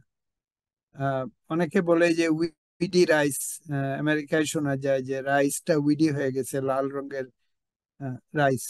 যেখানে মানুষ ধান ক্ষেত করছে, ওরা তো আকাশ থেকে প্লেন বিচি ফেলে। ওরা তো আমাদের মতো ট্রান্সপ্লান্ট করে না, তারা প্লেন থেকে বিচি ফেলে। তো ওইখানে যদি বিচের মধ্যে, ধানের মধ্যে যদি কিছু উইডি রাইস থাকে, তখন হারভেস্টের পরে দেখা যায় যে 20% রাইস হয়ে গেছে লাল, তাই না? তো লাল, আমরা তো মনের সুখে লাল চাল খাই, আমেরিকানরা তো লাল চাল দেখলে আর খেতে চায় না। তো this is the big problem for them. তো এই এই উইডিনেসটা একটা বিরাট সমস্যা, ইনভেসিভনেসটা বিরাট সমস্যা। এটার কোনো সহজ সমাধান নাই, কারণ তুমি সিলেক্টিভলি একটা হার্বিসাইড দিয়ে উইডটারে মারতে পারবে না। দুইটাই যদি ধান হয়, তখন এই জন্য সবাই বলতেছে যে ট্রান্সজেনিক করে ফেলতে হবে, যাতে ক্রপটা ট্রান্সজেনিক হবে, হার্বিসাইড রেজিস্ট্যান্ট হবে, আর অন্যান্য হার্বিসাইড অন্যান্য উইডকে হার্বিসাইড দিয়ে মেরে ফেলবে। এটা এটা ট্রান্সজেনিক করার জন্য একটা বড় যুক্তি খাড়া করতেছে তারা, কোম্পানিগুলো। Thank you sir.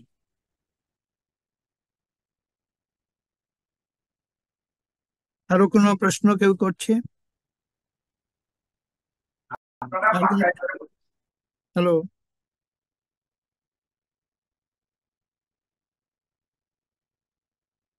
আর কোনো প্রশ্ন, আর কোনো কমেন্ট? সব জ্বালাময়ী লোকজন গেল কোথায়? কমেন্টার, লিডাররা কোথায়?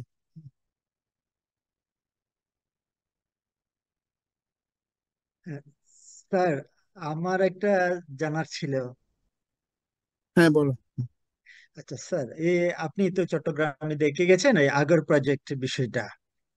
তো হ্যাঁ, আপনার হ্যাঁ। সাথেও আপনার সাথেও আমরা কথা বললাম। বিশেষ করে আমি হুম, এখানে স্যার ওই ন্যাচারাল ইনিকুলেশন পার্টটা দেখি, যেটা হুম, আমার একটা এডিশনাল ওয়ার্ক আর কি। তো হুম, আগার প্ল্যান্টে এটা তাড়াতাড়ি আগার হওয়া বা গাছ ছোট অবস্থায় যেটা টিস্যু কালচারের মতো করে যদি ভবিষ্যতে করা যায়, এই বিষয়গুলোতে আসলে জেনেটিক কেমন কাজ করতে পারে? এটা অল্প সময়ে খুব আগার আসা আর একটা হ্যাঁ, গাছের সাইজ ছোট রাখা। এটা তো বিরাট কাজ করতে পারে, বহু জেনেটিক্স এন্ড এপিজেনেটিক্স। আমি তো আলাপ করলাম ওইখানে, তারপর তো আমাকে আর কোনো, আমার সাথে আর যোগাযোগ হয় নাই। আমার যে অনেক টাইম আছে এটাও না, আমি তো বিজি। তো হুম, আগারকে কেন্দ্র করে তো পাওয়ারফুল জেনেটিক্স এপিজেনেটিক্স হতে পারে, তাই না? আর আমাদের এই এই যে আলাপ আলোচনা, আমি ডক্টর মুশতাককেও বলছিলাম যে এখান থেকে অনেক অনেক আইডিয়া আসছে যেটা এক্সটেনশন হতে পারে। যেমন কালারকে কেন্দ্র করে হাইব্রিড কর্ন হতে পারে, আগরকে কেন্দ্র করে আগর জেনেটিক্স এর আইডিয়া হতে পারে। আমি ভবিষ্যতে যেটা চাইবো, ফিউচারে এই কোর্সগুলো অনেকবার রান করার পরে, বা আমাদের যদি একটা কমিউনিটি হয়ে যায় যে 25 জন যদি 4টা গ্রুপ যদি কনজিকিউটিভলি করে, তো 100 জনের একটা গ্রুপ হয়ে যাবে, ভেরি পাওয়ারফুল গ্রুপ। আমি জানি চিটাগংয়ের একটা 25 জনের একটা গ্রুপ ওয়েট করতেছে এই ক্লাসটা করার জন্য। আর তার মাঝখানে আরো 25 জন, অলরেডি 75 জন হয়ে গেছে। তো এটা হবে কি, এটা বিরাট একটা ইনকিউবেটর করা যাবে এই সমস্ত এনার্জি, এই সমস্ত আইডিয়া। তখন আমরা মুশতাক বা যারা দেশে খুব অ্যাক্টিভ তাদের সাহায্য নিয়ে হয়তো আমরা কোনো ব্যাংকের কাছে যাব, ভেঞ্চার ক্যাপিটালিস্টের কাছে যাব। এটা কিন্তু সম্ভব, এটা আমি সবাইকে আগে থেকে আহ, মানে জানিয়ে রাখছি যে থিঙ্ক অ্যাবাউট ইট। কারণ এই টাইপের চিন্তা বা প্ল্যাটফর্ম থেকেই কিন্তু স্টার্ট আপ হয়। আমি এমআইটি বায়োলজিতেও দেখেছি যে আমরা শুধুমাত্র লাঞ্চে মিট করতাম কিছু মানুষ, এরাই পরে একটা বিশাল ফার্টিলাইজার ফ্যাক্টরি ট্যাক্টরি এগুলা করে ফেলেছে। এইভাবেই শুরু হয় কিন্তু। স্যার আমরা মনে স্যার হয় আজকে আর আমি কোন, আর একটা ছোট একটু বিষয় জানতে চাচ্ছিলাম, জাস্ট অল্প সময়ে। জি এটা ওই যে এক ভাই কনজারভেশন বায়োলজির কথা বললো, তো ওই প্রসঙ্গে স্যারের পরামর্শটা এটা হলো আমাদের মানে আমি কাজের সুবাদে যখন নিজুম দ্বীপ সুন্দরবন জায়গাগুলোতে যাই, তো ওখানে যে উম, এটাকে মোয়াল মানে যারা মধু হারভেস্টিং করে, তারা যে হ্যাঁ। সমস্ত স্পিসিস থেকে মধু হারভেস্ট করে, ওই স্পিসিস গুলো মোটামুটি আমি বার্গেটিং করেছি, কিছু কাজও করছি কনজারভেশনে। তো আমার হুম। আমার এক কলিগ ডক্টর রাহাসানুর রহমান সাহেব, উনি প্ল্যান্ট প্রোটেকশনে আছে, ওনার সাথে আমি দুষ্টামি ছলে একবার বললাম যে সবচেয়ে মধু হয় যেটা বনগুলাতে, যে এপিস ডরসাটা, এটাকে আমরা ডোমেস্টিকেশনের কাজ করতে পারি কিনা। তো আমি ওনাকে বললাম একটা প্রজেক্ট দেন। তো হুম। এখন স্যারের কাছে আমার প্রশ্নটা, স্যার আমরা যদি এই এপিস ডরসাটা বা এই ধরনের গুলো যেগুলো খুব হাইলি ইকোনমিক এবং হাইলি ইকোলজিক্যাল ইম্প্যাক্ট রাখে, এই সমস্ত হুম। কাজ যদি আমরা নামি, একটা হচ্ছে অবশ্যই হুম। আপনাদের সহযোগিতা চাইবো, দ্বিতীয় কথা হচ্ছে এই হুম। কাজগুলো করতে আনুমানিক কত বছর লাগতে পারে, যেখানে এগুলা কেস জেনেটিক্যাল এগুলা কোনো কাজ কেস বাই করতে পারে? কেস, ইয়া, এগুলা কেস বাই কেস বেসিসে দেখতে হবে, একটা তো জেনারেল কিছু বলা যাবে না, তাই তাই না? হুম। এটা তো মানে Thank- মধুর, যেমন আগরের জেনেটিক্স, মধু আহরণের যে বায়োলজি জেনেটিক্স, আর আর মেইজের কিছু করা, এগুলো তো সম্পূর্ণ আলাদা জিনিস, মানে কেস বাই কেস দেখতে হবে আর কি, তাই না? হুম। হুম। থ্যাংক ইউ স্যার, এই বিষয়ে আপনার সাথে আরো কথা বলবো, বিশেষ করে আগার আর হচ্ছে এপিস, অবশ্যই এই অবশ্যই। এই হ্যাঁ। দুইটা বিষয় নিয়ে। আর ওই প্রায় সময় আমার সাথে অবশ্য যোগাযোগ হয় ওই যে তানভীর ভাই, না না, তাহমিদ ভাইয়ের সাথে, এবং হ্যাঁ, আপনার খবর খবর নিয়ে, তো আমি ওনার মাধ্যমে আপনার সাথে যোগাযোগ করব এই দুটো বিষয় নিয়ে। অবশ্যই অবশ্যই। এবং এইখানে যারা অন্যরা যারা আছে, আমরা তো একটা কমিউনিটির মতো হয়ে গেছি এখন। হ্যাঁ স্যার। Interactive ওয়েতে you should reach out to other people also who are present here. এবং এই যে ডক্টর মুশতাক বললেন যে একটা গেট টুগেদার হবে, এগুলো সবই তো আমরা করতে যাচ্ছি। আমরা তো শুধুমাত্র সেমিনার করে চলে যাব এরকম মানুষ তো না, আমরা তো এটা একটা আউটকাম চাচ্ছি, চাচ্ছি অন দ্য গ্রাউন্ড। আর আরেকটা আর জিনিস যেটা আমি গতকালও বলেছি, আবারও বলছি, যে একটু শীত যখন পড়বে নভেম্বর মাসটা, everyone is welcome to come and see our farm. আর ওয়াইল্ড স্পিসিস বিশেষ করে চট্টগ্রামের 3 জেলা, যেটা বললাম যে জন্মসূত্রে আমি ওখানকার, তো আপনার প্রতিষ্ঠান এবং এখানে যারা পার্টিসিপেন্ট আছে ওনারা যদি কখনো এই ধরনের স্পিচ কনজারভেশন নিয়ে কাজ করতে চায় তাহলে আমাকে একটু নক করলে হবে, আমি চেষ্টা করব যে কিছু সহযোগিতা করার। তো ধন্যবাদ স্যার অবশ্যই আপনাকে অবশ্যই স্যার। অবশ্যই অবশ্যই। হ্যাঁ,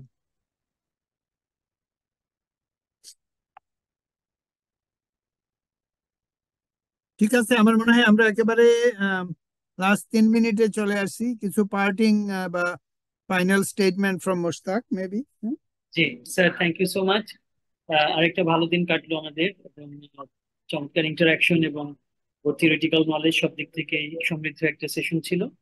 আমরা আহ, এই এই প্রত্যেকটা দিনেরই আমরা আলাদা আলাদা করে কিছু ফিডব্যাক নিতে চাইবো যারা পার্টিসিপেন্ট। আশা করি যে প্রত্যেকেই যার যার জায়গা থেকে কি শিখতে চেয়েছিলেন, কতটুকু আমরা কভার করতে পেরেছি, কোন জায়গায় আরেকটু ইমপ্রুভ করা যেতে পারে, এটা হলে তাহলে আমাদের নেক্সট যে রাউন্ড গুলো হবে সেগুলোতে আমরা আরো ভালো করতে পারবো। সবাই একটু খেয়াল রাখবেন ডে 1, ডে 2, ডে 3 আমরা এগুলোর ফিডব্যাক ফর্ম পাঠাবো। আর স্যার যেটা শেষের দিকে বলছিলেন যে এটার মাধ্যমে আমরা আসলে একটা অ্যালুমনাই নেটওয়ার্ক তৈরি করবো এই এই কোর্সের, যে এই learning genetics with doctor Abid Chowdhury, এই কোর্সটায় যারা যারা অংশগ্রহণ করছেন। আজকে এবার 25 জন আছেন, এরপরে আমরা আবার নেক্সট ব্যাচ হয়তো এই মাসের শেষের দিকে আসবে। তো আমরা এটা অ্যাকুমুলেট করে স্যারের যে অফার যেটা থাকছে উন্মুক্ত অফার, তার ওপেন ল্যাব এবং আমাদের যে কারো সুযোগ আছে সেখানে পার্টিসিপেট করার, গবেষণা হোক, বিজনেস আইডিয়া হোক, কোন একটা স্টার্ট আপ হোক, সবকিছু এটাই এই জায়গাটার মনে হয় সবচেয়ে বড় স্ট্রেংথ। যে আমরা যেখানে ইউনিভার্সিটিতে একটা কোর্স করি বা পড়ি, সেখানে আমরা একটা একটা দেয়ালের মধ্যেই আছি এবং আমরা একটা পার্টিকুলার দিকে আমাদের সব ভাবনা আমাদেরকে সীমাবদ্ধ করতে হবে। কিন্তু এখানে আমরা নানান দিকে আমরা এটাকে বিস্তৃত করতে পারবো। তো আশা করছি সেখানে আমরা সামনে এগিয়ে যাব এবং এই কানেক্টিভিটিটা আমরা বজায় রাখবো। Sir thank you. আমরা কালকে আবার ইনশাল্লাহ মিট আপ করছি সেম টাইম। আমরা নতুন একটা লিংক পাঠিয়ে দেবো আজকে সন্ধ্যা অথবা কালকে সকালে, এরকম সময় সবাই পার্টিসিপেট করবে। Thank you. I must thank Tahmid, who has been really good in making all these beautiful slides, যেগুলো আমরা পিডিএফ করে সবাইকে দিয়ে দেব। আর আগামীকালেরও খুব খুব জ্বালাময় স্লাইড বানানো হচ্ছে। I hope everyone will like tomorrow as well. Thank you. Thank you sir. Thank you sir. আল্লাহ হাফেজ। আসসালামু আলাইকুম। Good evening.